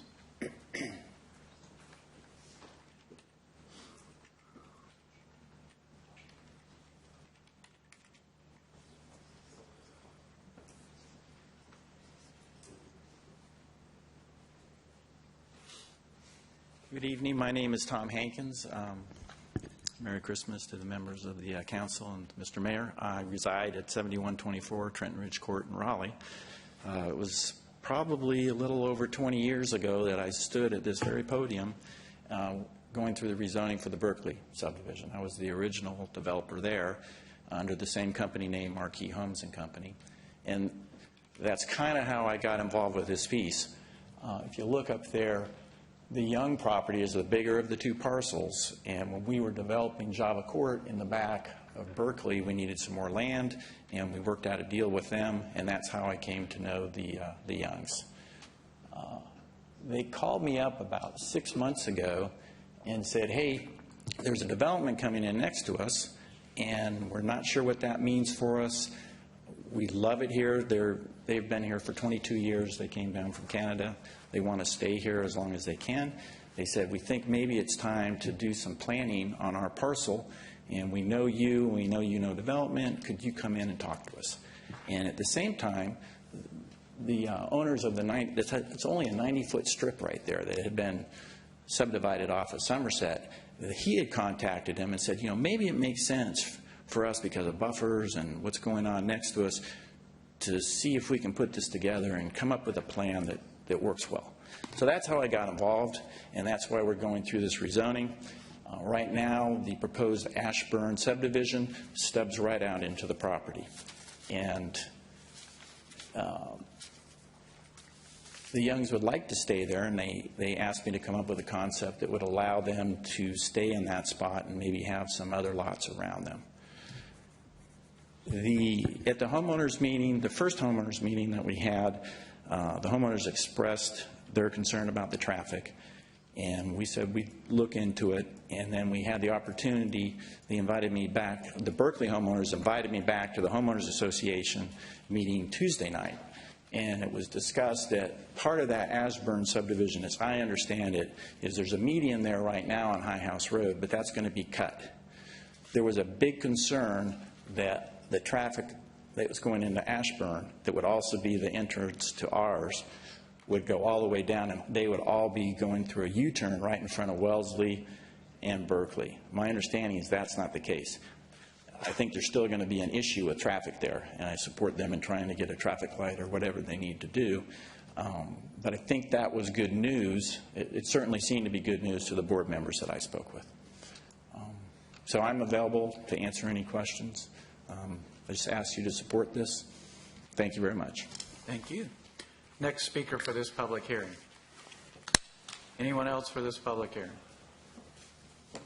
Seeing no one, will close the public hearing. Ms. Bierman, I don't know if you have the answers to these questions, but I've got several. I'm guessing, I think I heard it was a state-maintained road. Yes. Is it at ultimate build-out? Or I don't know. I would need to refer to Mr. Jensen, perhaps. I'm seeing the nods, yes, but Mr. Jensen's coming up. I've got more questions, so good that you come up. It's at this typical build-out of 4-lane median divided roadway, yes. Okay, so a traffic signal criteria, you don't need a traffic study to do a traffic signal criteria measurement, right? So why aren't we doing that? I think we're looking at, I think we have done some things in the past, so it hasn't quite got there. But, we're still having conversations with DOT as late as today about this corridor. So we're going to meet with the residents. I reached out to them earlier today, and I think we're going to come to I really want to understand what all of their concerns are before we try to Band-Aid this, before we really know what the problem is. And I think it's very important to point out that this is a DOT road. It's their responsibility to pay for it, but it's our responsibility to advocate for it. Absolutely. And so how would they pay for it?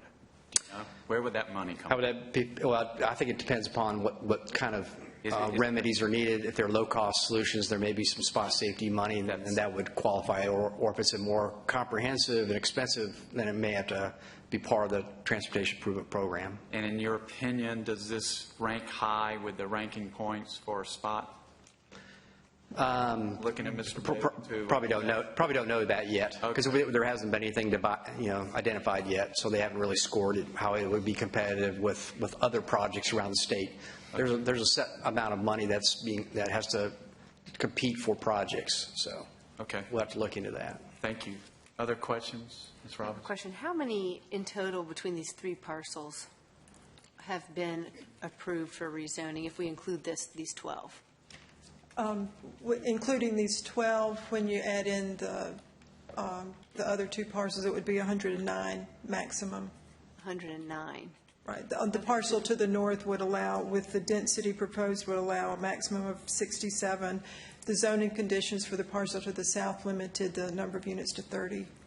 Okay, so this is one of those cases where if it had come in holistically as one parcel, it would have tripped a traffic study by the applicant, and the applicant would be helping us, solve this problem. But because it came into 3 little parcels, then these developers do not have any responsibility for that upgrade. Is that accurate? That's correct. Okay. And over the course of 2 years. Yeah, I mean, and 2 years is, actually a relatively brief period, which just, suggests further that we need to keep looking at this and trying to figure out a way to make it equitable for the communities around here that have, this is a glaring problem. when you have a big problem like this, and then you have 107 units come in for rezoning within 2 years, but they don't trip any kind of traffic study, that's a problem. We need to somehow address this in the future, and I don't know how we can change our ordinances to address this, but I'm trusting legal and planning and engineering to come, work together and help us figure this out, because it has happened a couple times. We actually reviewed that. We looked at it. We couldn't find an equitable way to do it. I think we need to keep working on it. I don't know if there's like a percentage, if we need to say, if you hit a percentage, then some kind of money needs to be put aside. I mean, I know we looked at it, but we couldn't figure anything out, but I think it's something that still needs attention. I think we still need to keep going back and looking at what kind of alternatives we have. It's just going to keep happening over and over again. Any other question, Mr. Uraho? Yeah, just the traffic flow obviously is the main issue here, but I have some questions, some other things. It was mentioned, I believe Ms. Servania mentioned that the duplexes are off the table, which is a good thing. But I noticed the condition is a little odd. It says 12 detached dwellings. Usually, when it's just single family, we see 12 single family detached dwellings. We actually use the term detached dwellings now to match the terminology that's used in our table of permitted uses. I see. So we are trying to convert over to using that term for consistency with our ordinance. Okay. Interesting. So we'll be seeing this from now on, the way this is phrased. Yes. And I guess the other thing, just to help me with this is LDR from a land use standpoint. It's going to TRCU. That's the new change that we put in. We don't want that, but this was grandfathered? Because this was in process prior to the amendment, any amendment going into effect that related to those dimensional standards. I believe that was the amendment that was approved at your last meeting. Right.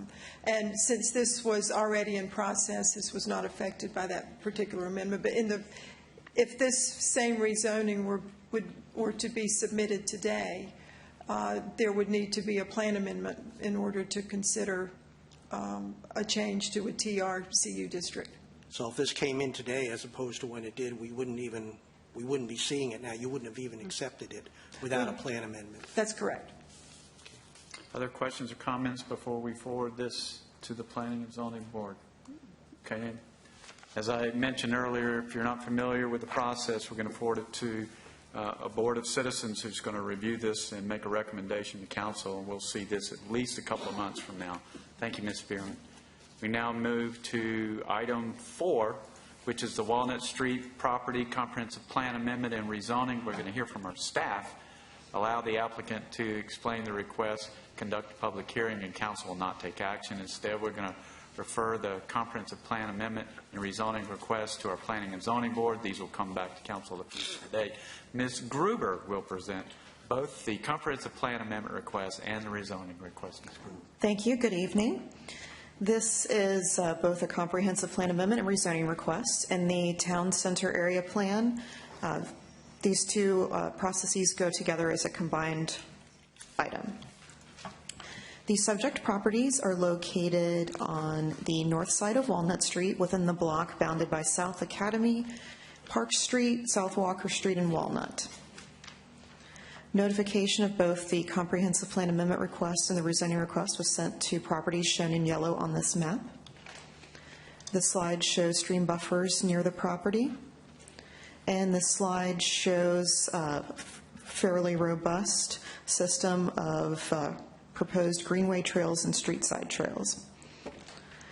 As per the comprehensive transportation plan, both Walnut Street and Kildare Farm Road are existing major thoroughfares. And there are multiple C-Tran routes in the area, as well as a proposed C-Tran route along Walnut Street. As per the town center area plan, the land use designation for one of the subject parcels is office institutional, and the other three, it's medium density residential.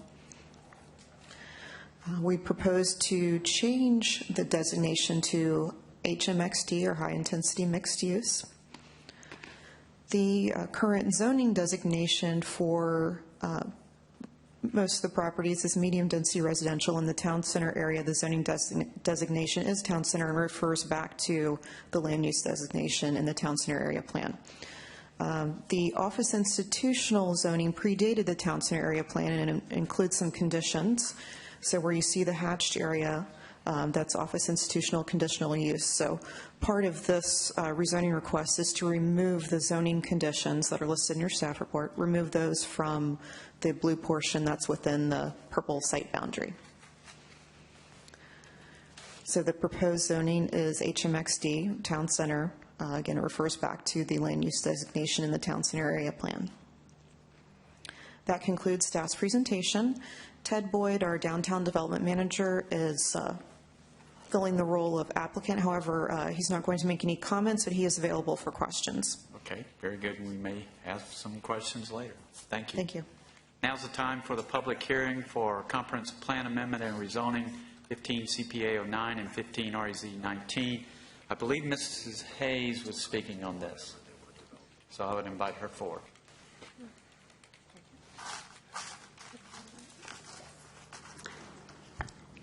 So I was saying, as a long State time... one more time for the record your name. Oh, sorry. Ginger Hayes.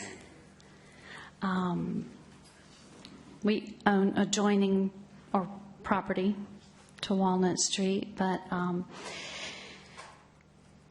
longtime Cary residents, prior owners of that particular property. Now you all are the proud owners of it, and we're very excited. Cary has always done a great job. As someone who's lived in Cary for over 50 years, we're a generational family. Grandparents were here, parents were here, we're here, our children are all here. We anticipate raising our grandchildren right here in the heart of Cary. And I trust that you realize what a jewel of a piece of property you have there in the center of town.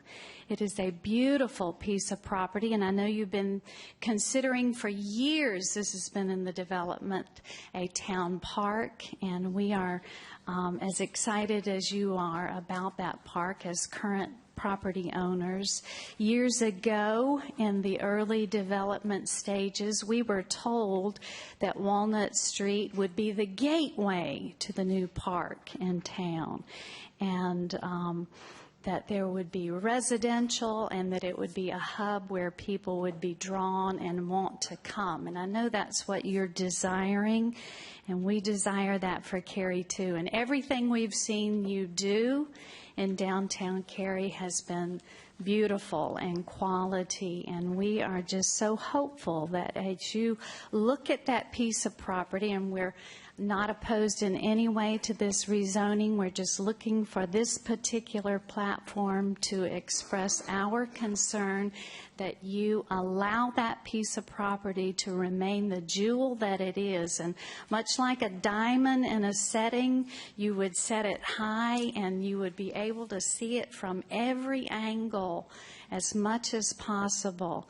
rather than surrounding it with concrete and commercial and you having to find your way down into the middle of the park. We are asking you from the public, and value the fact that you are our public servants, and we have a high expectation of you, and we expect that you will let that town park rise up and be visible from as many angles as possible and not obstruct it with concrete and commercial and parking decks. So we know those things need to occur in downtown Cary.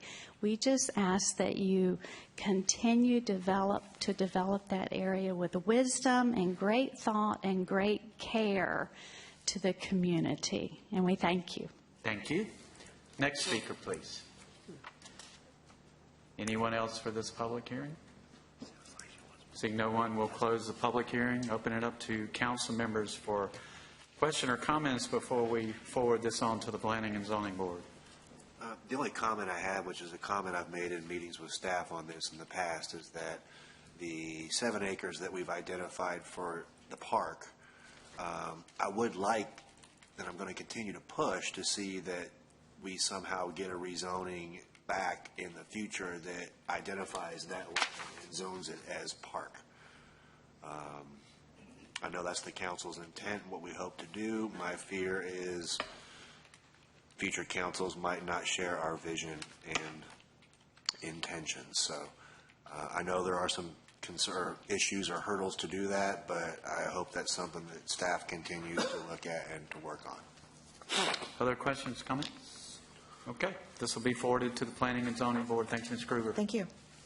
We now move to our next item, item number 5. It's a public hearing for annexation petition 15A16, property located at 1728 Store Road. The property owner and town residents may speak at this public hearing. Mr. Nicholas of our staff will present this item and will open the public hearing. Council will not take action on this item this evening. Mr. Nicholas. Thank you. Good evening, Council.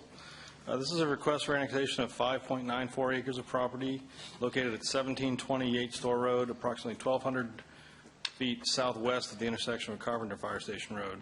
Request also includes 0.83 acres of adjacent right-of-way. Property is in Cary's ETJ and is zoned residential 8 conditional use. The request is associated with a subdivision plan that proposes a total of 8 lots for detached dwellings. Thank you, Mr. Nicholas. Now it's time for the public hearing for annexation petition 15A16. And I would invite our first speaker forward. Seeing no one, I'll close the public hearing. Open it up to council members for questions or comments. Okay, we're going to see this at a future date. We're going to move to our last public hearing. It's an owner-initiated annexation petition 15A21 for property located at 3890 North Carolina 55 Highway. Property owner and town residents may speak at this public hearing. And once again, Mr. Nicholas of our staff will introduce this item. Council will not take action this evening. Thank you. This request is for annexation of 4 acres located at 3890 NC 55 Highway, approximately 450 feet north of the intersection with Morrisville Parkway. Request also includes 1.4 acres of adjacent right-of-way. The property is in Cary's ETJ and it's zoned office, research and development, conditional use. Request is associated with an application for a special use and associated site plan for a proposed mini storage facility. Thank you, Mr. Nicholas. Now it's time for the public hearing for owner-initiated annexation petition 15A21, and I would invite our first speaker forward. Anyone to speak at this public hearing? Seeing no one, we'll close the public hearing, open it up to council members for questions or comments. We will visit this at a future date. Now moving, thank you, Mr. Nicholas. Now moving to discussion items. Our first discussion item is revision to authorize banking signature resolution. Ms. Mills will present this item and explain the action needed from council. Ms. Mills. Good evening, council. The town uses a number of bank accounts to control our operating funds, our investments, our bond proceeds, grants, those kinds of things. And as part of our internal controls, we require at least 2 signatures, 2 individuals involved in opening those accounts. Council did approve a resolution designating the positions that are authorized to take those actions in 2007. However, the banks are asking for an updated resolution, and we would also like to add the deputy town manager position since the reorganization. So we're asking for your consideration of a resolution authorizing these designated positions to open bank accounts and manage the accounts as necessary. Thank you, Ms. Mills. Questions or comments from council members? If not, I would entertain a motion. Move to approve the staff recommendation. There's a motion. Is there Second. And the second. Discussion. All in favor, please say aye. Aye. Any opposed? Motion carries unanimously. Thank you, Ms. Mills. Thank you. Now move to item number 2, 6.2. Is the expansion of the Lazy Days Arts and Crafts Festival. Mr. Collins will explain and present the item and the action needed from council. Mr. Collins. Good evening, council. As you all know, Lazy Days is Cary's largest single event. And as we go into our 40th Lazy Days in 2016, we do have a unique opportunity to try the festival as a 2-day festival. This past year, because of the Academy Street construction project, we moved the festival to Town Hall campus. It was very successful here. Because of the construction, we are anticipating that we will remain, we are planning to remain on the Town Hall campus for the 2016 festival. And given that opportunity, given being here, it's a perfect time for us to test the many requests that we've gotten over the years for Lazy Days to become a 2-day festival. So we are requesting council authorization to take Lazy Days to a 2-day festival covering Saturday and Sunday in 2016. Thank you, Mr. Collins. Questions or comments from council members? Questions? Really excited about this. I think a 2-day festival, it would just be twice as awesome. But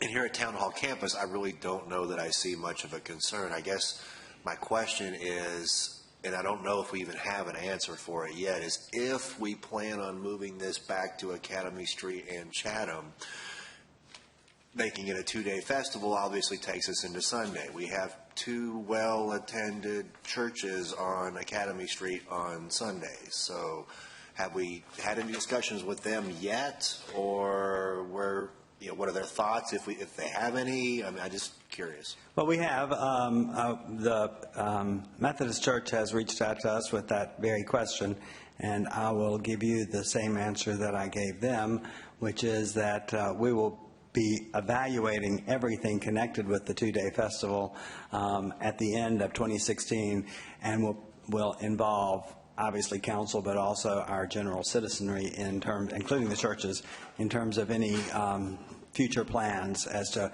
both location, layout, structure, length. All of that would be considered, but it is, I don't feel like that we can make a reasonable recommendation until we have had the 2-day festival here on Town Hall campus, see how it is received here, and if there is the desire to go back on the Academy Street, we would take lessons that we've learned here and certainly work with the churches, or if we felt like we should go back to a 1-day festival, we can do that as well. So I think there are many options and many ways of evaluating it, but I think it's premature at this point to speculate on what any of those might be until we have the 2-day festival here. I hear you. Feedback I think most of us have received for the festivals that we've had on Town Hall campus, not just Lazy Days, but the car show, have been very positive. Folks really like the more open area, places to move around. People felt like they could breathe, not sardines squished in a can kind of thing. But there is something special about the festivals taking place on Academy Street and Chatham Street. So I don't think anything's ruled out, and I also think that there are ways of us to look at using Academy Street with a festival that would take advantage of Academy Street and still allow us to have either activities here or also have a more spread out festival, particularly if we, once the full park build out takes place, then there are many opportunities. Of course, that is still a number of years away, but we have a variety of options I think that we would look at. We certainly would come back and seek your support in terms of how we look at that. And again, our intention is to engage the merchant community, to engage the residents, to engage the churches, general citizens, the artists. We've already gotten, I think, really positive feedback from the artists to go to a 2-day festival. We've also questioned our volunteer base and found really strong support from volunteers as well, willing to give of their time, citizens who are willing to give of their time to have a 2-day festival. So there's a lot of excitement about it. We will have to look at it, I think, in a very comprehensive way after 2016. Thank you. Other questions or comments? Yeah, I believe this is better than sliced bread. I mean, this is great. I mean, I think having the 2-day, I also believe that this is one of those rare opportunities that afterwards, when we do the debrief, the postmortem, I believe we have a lot of creative minds. And I think I think this is one of those cases where we can have the cake and eat it too. I really do believe we can address the concerns that you've heard about Academy Street, and at the same time, by having it 2 days, it allows some flexibility to broaden it, give us a little bit more room, and I think it's worth taking this initiative this year, and I'll make that into a motion that we approve. Second. There's a motion and a second. Discussion. Is it clear then from this is that we're just allowing them to pursue the 2 days, whatever schedule into whatever hour of the night or whatever starting time, that's all left up to Parks and Recreation, because we're just saying over 2 days. Yep. Okay. Other comments, questions? All in favor of the motion, please say aye. Aye. Those opposed, motion carries unanimously. Thank you, Council. We're at item 6.3, Building Design Standards, Town Center Masonry Requirement. Mr. Wilson will present the item and explain the action needed from Council. Mr. Wilson. Good evening, Council. As you're aware, the town adopted architectural design standards in 2005. Through the years, the town has made a few tweaks and clarifications to these standards, including 2012 when the council decided to require a higher percentage of masonry for residential development in the town center as compared to the rest of the town. At its work session in August of 2014, the council directed the staff to proceed with an update of the design standards. Since this time, staff has received public input and engaged in a series of work sessions with council to receive feedback and direction regarding the project. Earlier this year, at the April 28th work session, the council discussed potential changes and agreed to consider separately revising the current masonry requirement for residential buildings in the town center area while the overall update effort is still underway. Shortly after this work session, the project manager left. However, we are picking back up and following through on this prior commitment regarding this potential change.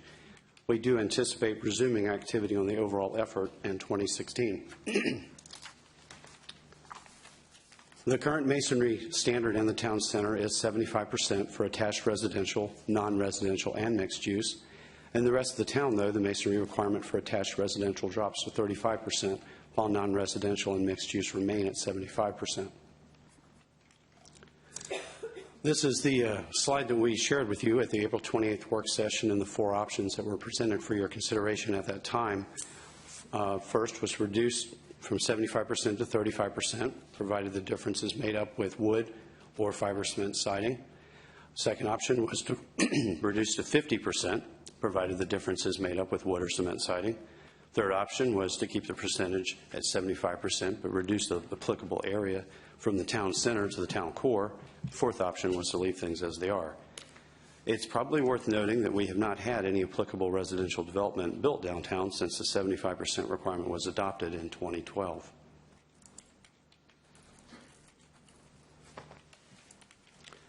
In the interest of being brief, I'm going to jump ahead to the most recently constructed and probably the most frequently discussed attached residential development in the town center area. Built in the late 2000s, Samuel Keep Townhomes meets the 35% masonry requirement that was in effect from 2005 to 2012 in the town center. Here is a view of some of the townhomes along Apex Road without garages, and here is a view of some of the units that have garages. After considering and discussing these options at the April work session, council members agreed by consensus to support the option of reducing the required percentage of masonry to 35%, provided the difference is wood or fiber cement siding. We note that since the April work session, the state has adopted new legislation effective this past June.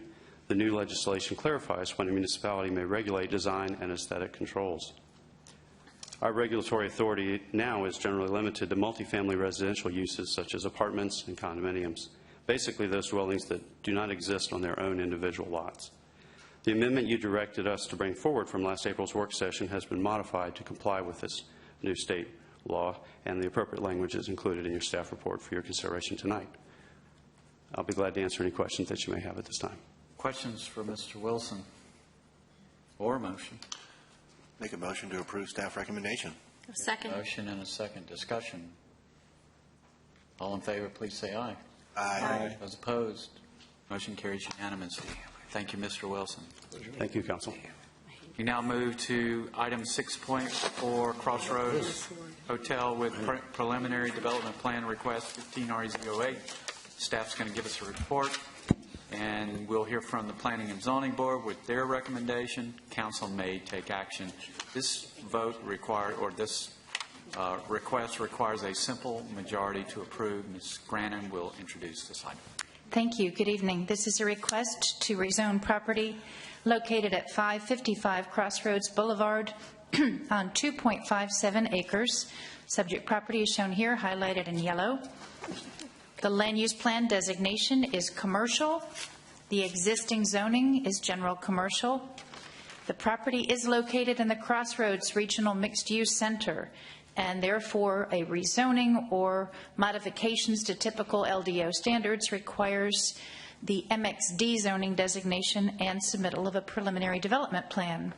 The preliminary development plan is for a proposed 6-story hotel with a maximum height of 70 feet and a maximum of 108 guest rooms.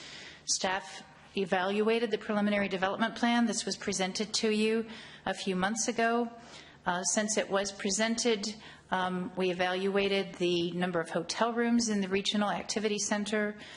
The use is something that can be supported here. It's not out of character with the development.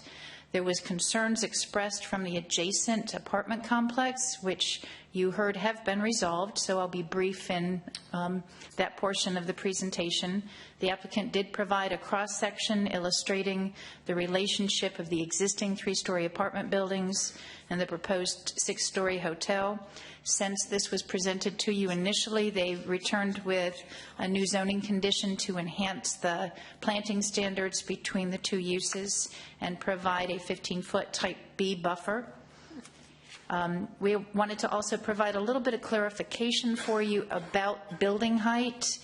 The LDO states that when you're within 100 feet of a residentially zoned district, the LDO standard is 35 feet. So that red line shows the distance 100 feet from the residential property line. So anything on the apartment side of that line would typically be 35 feet outside of an MXD district. When you go beyond that, the height goes up to 50 feet, which can then be increased 1 foot for every additional foot of setback. So where that green line is shown, that's the point at which the applicant could have achieved a 70-foot building height without having to come to Town Council and ask for this to go through a rezoning. It would not have been a very desirable design, but just wanted to make sure that it was clear that there are options for that building height.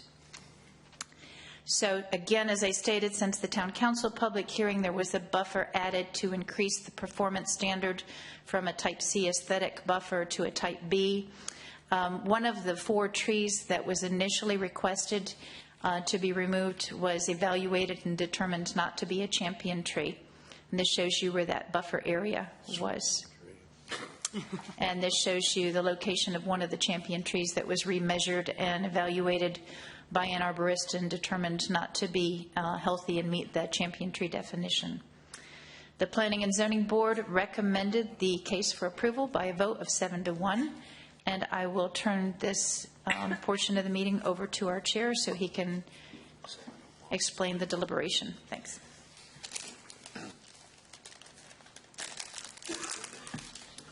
Good evening. Not much really to explain. It's one of those deals where we asked for folks to work together, and as you heard earlier tonight, they've resolved pretty much everything. The folks who voted for actually had, excuse me, more to say about it than the member who voted against. But as I mentioned just or suggested a few seconds ago, any concerns that we had that we put forward to the applicant appear to have been resolved right now, so I won't belabor them anymore.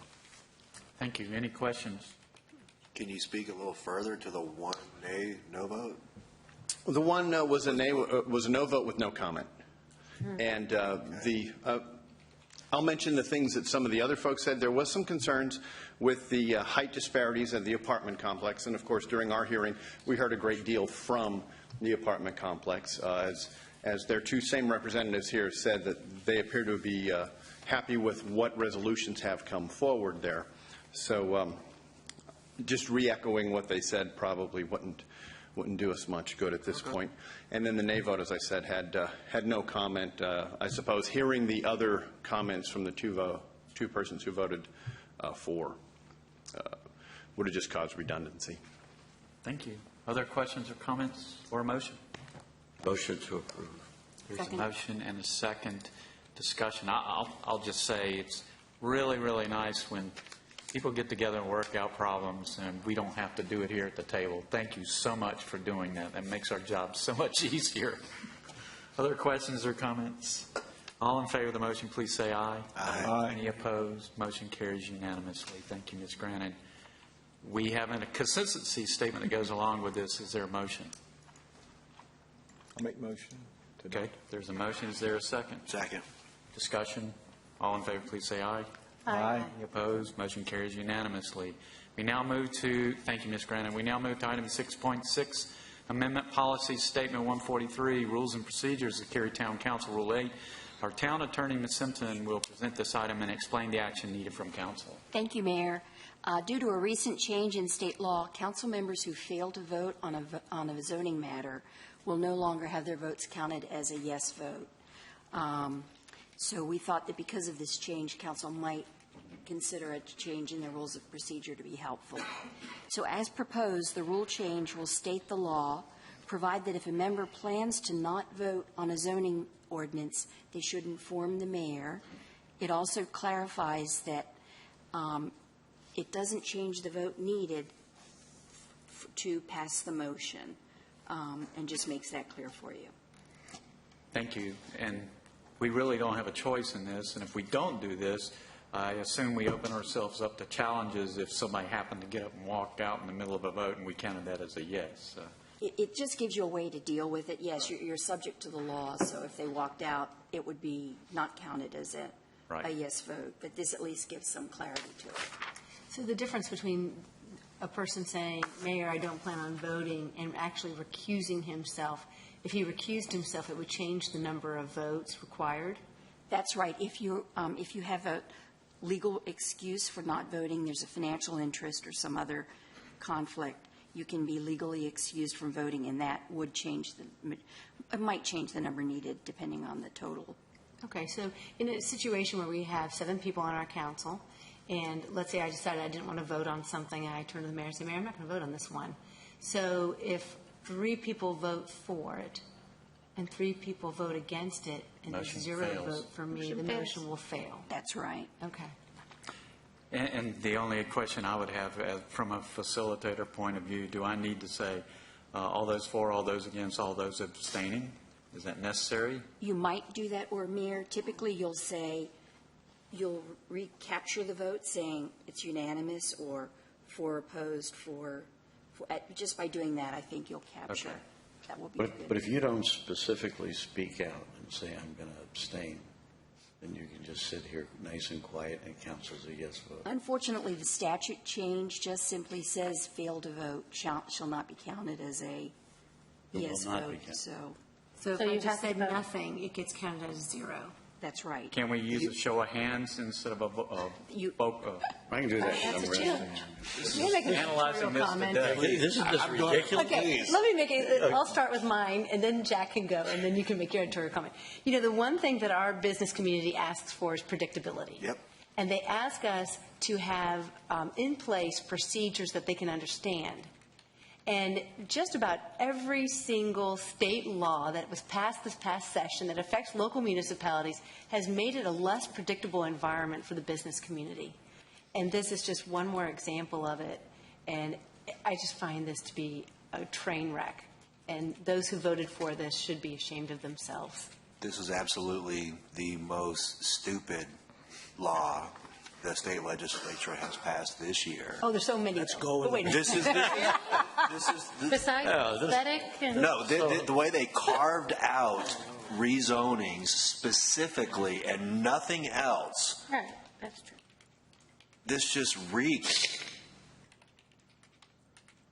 I want to say it so bad. Well, the fact of the matter is the people who made these laws don't understand the implications of the laws that they made.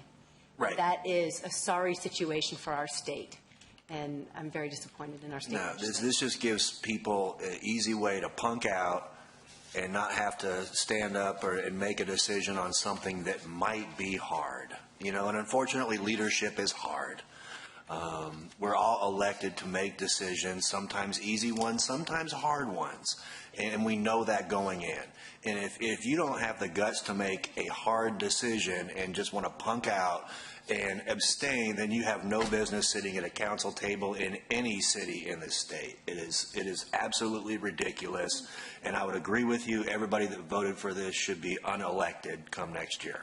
Amen, brother. Mr. Smith, do you have anything to add? I just applaud the eloquence to my left and to my right, and I just want to reiterate, this is really dumb. Can I abstain from comments? Don't even say anything. You don't have. Unfortunately, no, it's not a rezoning, so you have to vote on this one. Yeah, it's not a rezone. Okay, I would entertain a motion. I move approval of the staff recommendation. There's a motion. Is there a second? I abstain. I'll second the motion. Discussion. All in favor of the motion, please say aye.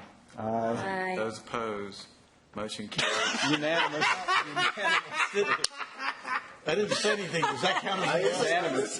Counted as a yes. It was unanimous. We now move to item 6.7, fiscal year 2016 sidewalk priority list funding recommendation. Ms. Andes will present the item and explain the action needed from the council. Good evening, Council. For your consideration tonight are the FY16 sidewalk priority list funding recommendations. Staff has evaluated all eligible sidewalk requests according to the town's adopted sidewalk policy. Proposed sidewalk on Lake Pine Drive tops this year's sidewalk request list, followed by proposed sidewalk on South Walker Street in downtown Cary. Due to limited funding available in FY16, staff has developed two options for council consideration tonight. Option 1 recommends proceeding with funding the town's top-ranked project on Lake Pine Drive at an estimated cost of $213,000. This option would mean potential funding for the Walker Street sidewalk would be considered as part of the FY17 capital budget process. This map illustrates the proposed project limits for the Lake Pine Drive sidewalk. Option 2 would include funding for both the Lake Pine Drive project and the Walker Street project in FY 2016. This option would require a mid-year appropriation from the general fund for an additional $470,000. Nice sidewalk. Walk it every day.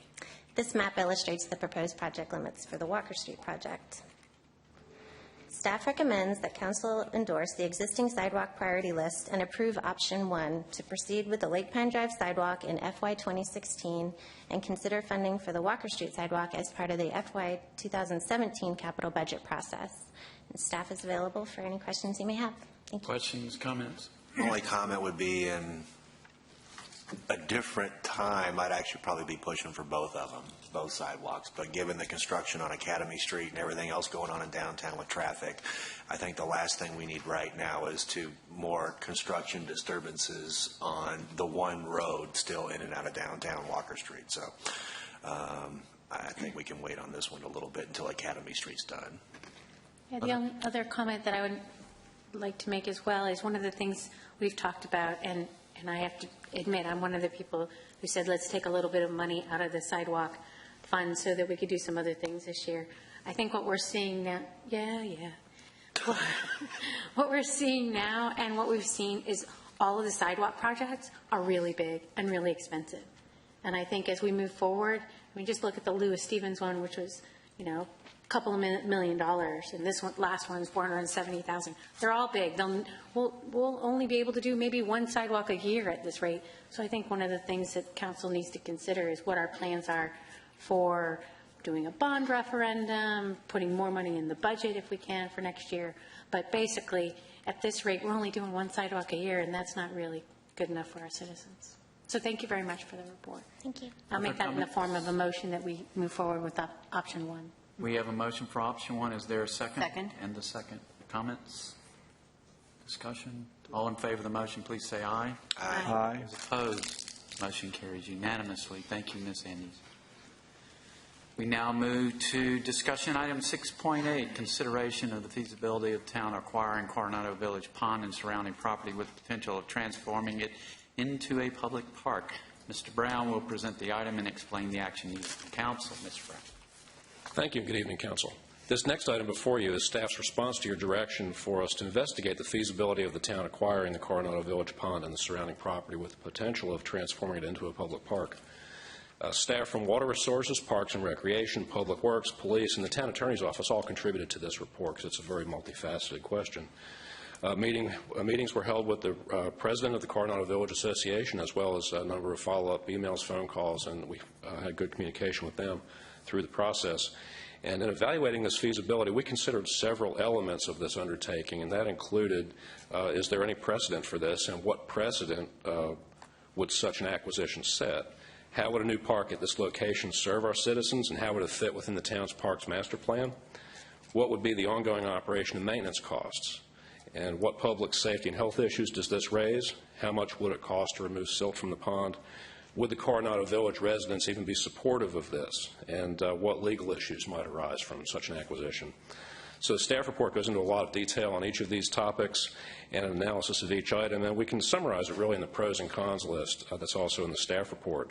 The pros we identified included that there is a greenway connectivity shown in the Parks Master Plan through this area, so the acquisition of the property would facilitate that, future greenway pedestrian connectivity, with possible future passive recreation opportunities at this location. There could also be some water quality improvements in Walnut Creek, as well as some stormwater management benefits in the tributary stream. Cons we identified, though, the first, water quality and stormwater management goals were largely met by the town's 2002 participation in repairs to the dam and the drainage structure at this location. We also found that there was no precedent in the town for acquiring property like this and participating in such a public purpose on a facility like this. And it does raise questions about equitable treatment of similar other situations. There is no new park at this site indicated in the PRCR master plan, and the proximity to the existing Dunham Park as well as the downtown park is also very close. And the Dunham Park is actually listed as a park to be redeveloped in the future. So they're both within about 0.3 to 0.4 miles of this location. It would also increase town's liability and maintenance costs. We could expect increased calls for public safety response. It could possibly be a very complex real estate transaction due to the age of the parcels, the number of people involved, and we're not sure about that. And there will be cost to due diligence. We could also expect increased traffic, and the proximity of activity closer to homes may be a concern to some of the residents. So staff is requesting council's direction on how to proceed. And if council does wish to proceed with this further, we recommend that a new capital project be considered in the FY 2017 capital budget to do the due diligence work. And that would include legal title work, to look into the complexity and feasibility of acquiring the property, and a thorough engineering evaluation also of the hydrology and the hydraulic performance of the pond, the stormwater impacts, and also to do that work first before considering the project any further. And if a project was desired, just put that in future capital budgets. We're estimating that this due diligence work could cost about $100,000 and take nearly a year to complete.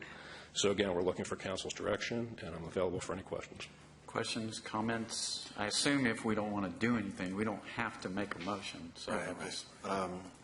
First and foremost, thank you to staff for all your efforts and work on this, not just your department, but all the departments involved. The very thorough staff report, I was very impressed by it. You're correct, it is an incredibly complex issue. It's nothing we thought about, planned for. It was an idea that I and some of us had, and you've helped bring clarity to some of the questions that I did have. And you're right, there are pros and cons to doing this. Some of the pros would be, not only the advantage of another park, the greenway connections,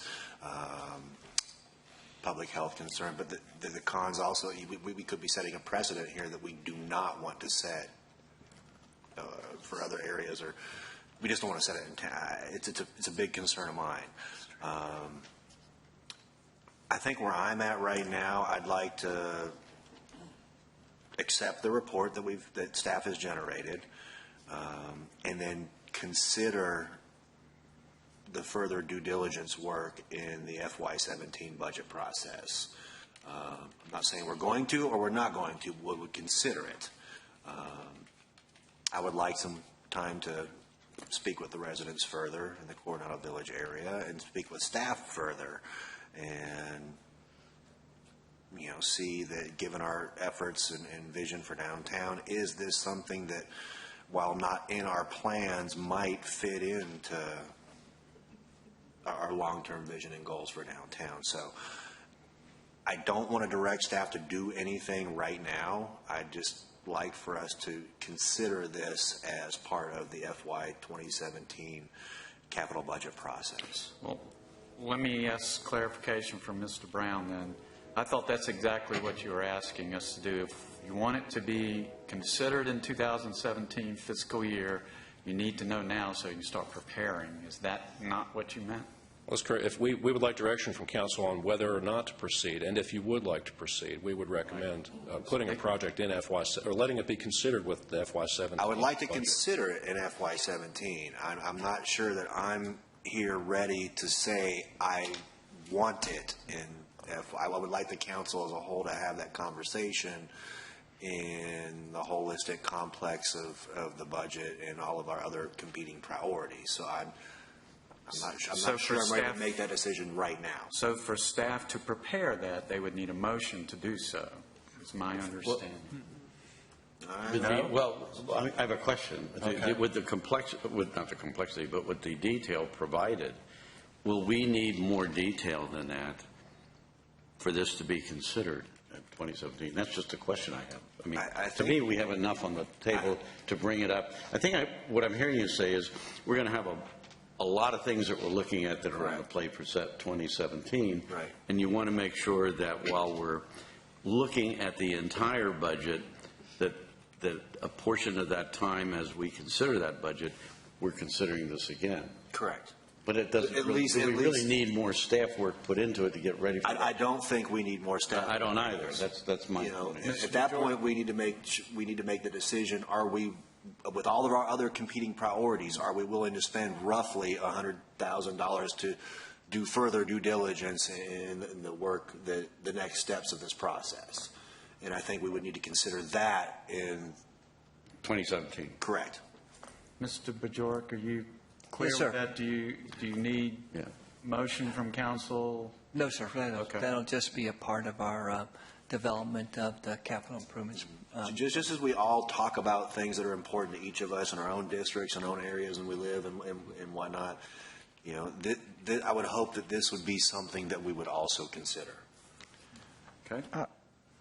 A lot that I've heard the last several months has to do with how we're able to have others pay for improvements because they develop the improvements. And this seems to be this may be one of those situations where down the road we have an aging neighborhood that's ripe for redevelopment. And that's when the greenway is considered, and that's when something else goes in here at this location. I'd hate to spend $100,000 to consider it when I'd rather have the opportunity for, as this to me with this lake here, with what I understand, perhaps residents, the concerns of the upkeep becoming more expensive for this lake, and the silt removal, I think, is one of the issues that comes up in a lake. This is a rich neighborhood that it's not like others that may have more opportunities to spend money. It looks to me like with the proximity to Walnut Street, it may be an opportunity for redevelopment, and I would just suggest that we not spend money in fiscal year 2017, and we see what happens with some other redevelopment projects, and maybe this is ripe for redevelopment. And I think that's a good conversation to have when we go through the 2017. Correct. Not disagreeing, I just think that's good. Does anyone think differently? Because we've given direction without a vote. Just want to make sure we have a consensus. No, we're basically saying we're accepting the work that staff has done, and then we will be considering this as we begin the work on the FY 2017 budget. Yep. Thank you, Mr. Brown. Thank you. Thank you. We now move to discussion item 6.9, request for policy statement 35 drainage assistance 221 Trimble Avenue. Mr. Lee will present the item and explain the action needed from council. Good evening, council. You have before you a drainage assessment report for 221 Trimble Avenue in the Brentwood or the Brent Creek subdivision. This report was prompted by a petition from the property owners, John and Catherine Ayers, requesting drainage assistance under the town's policy statement 35 stormwater drainage improvements. The residential structure has experienced repeated structural flooding from the adjacent stream since 2006. In response to the petition, the town staff authorized an on-call stormwater engineering firm to complete a drainage assessment of the property to evaluate options to mitigate flooding. A total of 5 mitigation measures were analyzed, and based on the results, purchase of the property is the lowest cost alternative. Staff recommends council consider commissioning an appraisal and approve a subsequent purchase of the property, followed by the demolition of the residential structure. The property will be returned to its natural state and preserved as open space. Okay. I'll entertain any questions you may Thank you, have. Mr. Lee. Questions, comments? No, I just like to say this is the first time I've been on council that I've seen one of these. I know some of the other council members have had this experience, and one of the things I'd like to thank the homeowner for coming here and speaking. It cannot be an easy thing to have to live with this and to also, put your life savings and your investment, basically saying, I've got problems and look to the town. So I really appreciate the homeowners coming and talking with us and all the work that staff did. It was a fascinating reading. So I'll make a motion that we move forward with staff's recommendation. Second. Motion and a second. Discussion. I would just like to say I do appreciate them. I also went by to visit, and didn't, at the times I went by, didn't catch anybody home. But it's a beautiful property by a stream. It'd be a beautiful place, and I think the town could use it for something other than boating when it floods. Okay. We'll be using it for flood control. Right. Yeah, absolutely. We have a motion and a second. All in favor, please say aye. Aye. Any opposed? Motion carries unanimously. Thank you, Mr. Lee. Thank you, Council. We now move to item 4.8 and 4.9, which was moved from the consent agenda by myself and Ms. Robinson. And I'll recognize Ms. Robinson. Let her start first, and I'll add on to what you don't say. Okay. I think in this case that we had thought that it might be best for us to just look at the isolated situation that is brought forward when we have a site plan, quasi-judicial site plan review. And on further consideration, I've decided that I would rather have us look at the whole thing holistically, because sometimes those isolated issues that are being brought forward have interplay with other requests that they're making with the site. So I just think it's relevant to look at the entire site plan. And I agree, don't have a lot to add other than apologize to my colleagues, but since we requested staff to go forward with this, there have been 2 cases where I thought, I'm glad we got to review the site plan, so therefore I flipped on this one. So I apologize, but I'm not going to support this. So, Go ahead. Well, I think I was the lone person who voted against it last time. So I didn't think there would be support. Are you flipping or are you staying? No, I'm staying, so I'm quite surprised. You flipping or you stay? Other comments? I like the proposal, honestly. I mean, so much of what we see in a quasi-judicial hearing is because they're requesting a waiver. If they weren't requesting a waiver of certain things, we wouldn't see it. It would be staff approved because it meets all the criteria of our ordinance. So if an applicant has a development and they have to, or they are asking to cut down a champion tree or a buffer reduction or something, they're coming to us for that approval, but that it opens up their entire site plan for scrutiny and review, which if it wasn't for that tree or that buffer, we would never see it. And it meets the letter of the law and our code and the rules that we put in place. So I still believe that if the applicant is asking for one of those waivers, that we discuss that waiver and that waiver only. If we don't like the site plan or what they're proposing, then we should change our rules so that we get what we want. I don't,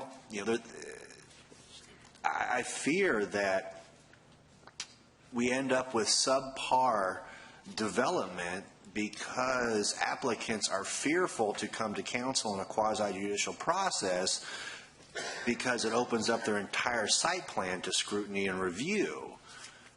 We've had a number of cases where I think we all felt like it was okay, but God, it could have been better if he did this and this, which they would have been willing to do if they would have come to council for a quasi, but they were so scared that it opened up the whole site plan for review. They're not going to do it, and they're going to try to get everything staff approved. So I'm not going to argue. There have been times when, it was nice to see the whole plan, and we caught a couple things, but I think holistically the benefits of doing this outweigh the negatives, and I think we'll get better projects and what we're actually looking for because applicants are no longer fearful to come to us with an innovative project or a new idea, knowing that we're only going to review that waiver they're asking for. So I completely concur with Mr. France on this one. He said it very well. It's not a lot to add. But certainly, I recall one applicant talking to me directly about this. I mean, they wanted to come to a quasi-judicial. The neighbors wanted them to come to a quasi-judicial for the modification. And although we didn't get to vote on it, it seemed like we wanted the modification also. Yet he didn't want the site plan opened up to scrutiny again and didn't come. We didn't get the modification, and I think it's not as good a site plan or development plan as we could have had. It's not just a matter of saving time at quasi-judicial hearings. I mean, that is part of it here. It's an expensive, time-consuming thing. So, yes, that's part of the deal, but that's not the major reason. I think if we let staff, we have criteria for the staff to approve this, we should stick by that criteria and let the staff approve it unless we want to change that criteria. And I would just say real fast that I think that if an applicant believes his project is truly, in his heart, truly good, he's not afraid to come for a site plan review. I think that it's when they know that they might get dinged for something else that they don't want to come forward and, They never know how we change our minds. I'm changing my mind. The key word I've heard from several is predictability, and a code should provide predictability, in my opinion, because where the code is the most stringent and specific, they can bring forward a plan that meets the code and never come to council, never get voted on, and they can move forward, and they can have their investors lined up, and they can make progress, and it doesn't take an extra 6 months or whatever it takes. It takes predictability out of it if they have to come back and resubmit. We're adding unpredictability because of the whim of perhaps several of us, if we see something else and say, you mean there could be a drive-through there? I hadn't thought about that. I just think we need to stick with the code we've got, and we, like Mr. France said, we should change the code. And let's be predictable and let them only come for the exceptions and not questions or comments? I believe we micromanage at times. I believe there are times we've caught things that have been for the better, but I believe they're far in the minority, and I think for the greater good, the things that both Don and Ken have just said, this is the right thing to do. So I support what we're doing. Are we ready for a motion? Well, this item contains more than just item B. We haven't talked about the other ones. Are we okay with everything else? Yes. I assume we are, but. Mayor, you may want to consider excising C or B from the other three and voting on the other three and then voting on B alone. I'll entertain a motion to that effect. I'll make a motion to excise those other things. I make a motion to approve A, C, and D. Is there a second? And the second discussion. So everybody clear on the motion? We're doing everything but. I heard a motion, and then I heard a motion. I heard a second. Motion was from Ms. Robinson. Mine was rejected. The second one was from Ms. Bush. Right. We have a motion. No, Mr. I mean, Mr. Yerhoff. So we have a motion for A, C, and D. That's correct. Okay. Everything but the quasi-judicial review. Okay. Right. All in favor of that motion, please say aye. Aye. Any opposed? Motion carries unanimously. Now motion for item B. I'll make a motion to approve item B. I second the motion. Motion and a second. Further discussion. All in favor of the motion, please say aye and raise your hand. Aye. Those opposed? No. Motion carries 4-3. We now need a motion for the consistency statement. So moved. The motion, is there a second? I'll second. Discussion. All in favor, please say aye. Aye. Those opposed? Motion carries unanimously. Thank you, Ms. Bierman. We are now ready to go into closed session, and I would entertain a motion. Pursuant to GS 143, 318, 11A, 1 and 3, I move that we hold a closed session to consult with attorneys employed by and are retained by the town in order to preserve the attorney-client privilege between the attorney and the town. Among other things, the council is expected to receive advice concerning the following lawsuits: City of Fayetteville et al. Versus North Carolina Environmental Commission et al., Town of Cary versus Enterprise Propane Terminals and Storage, LLC. And number 2, to prevent the disclosure of information that is made privileged or confidential by GS 143-318-10E. Second. There's a motion, second. Discussion. All in favor, please say aye. Aye. Aye. Those opposed, motion carries unanimously. We're in closed session. I'm sorry. I thought you were going to vote no. You voted No, I voted no on the consent agenda. We want to talk about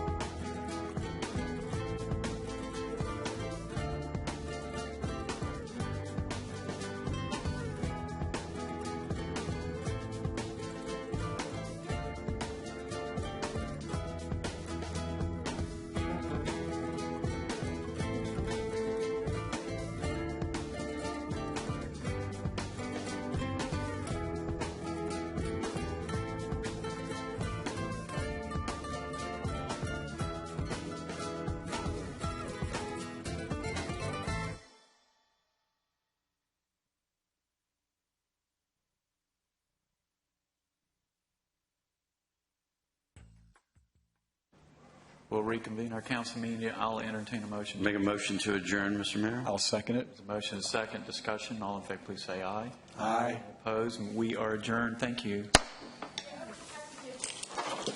Look at that. Aren't you glad we got a settlement now?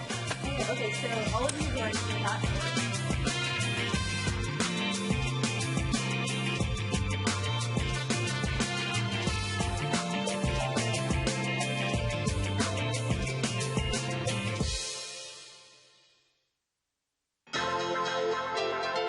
This has been a production of Cary TV.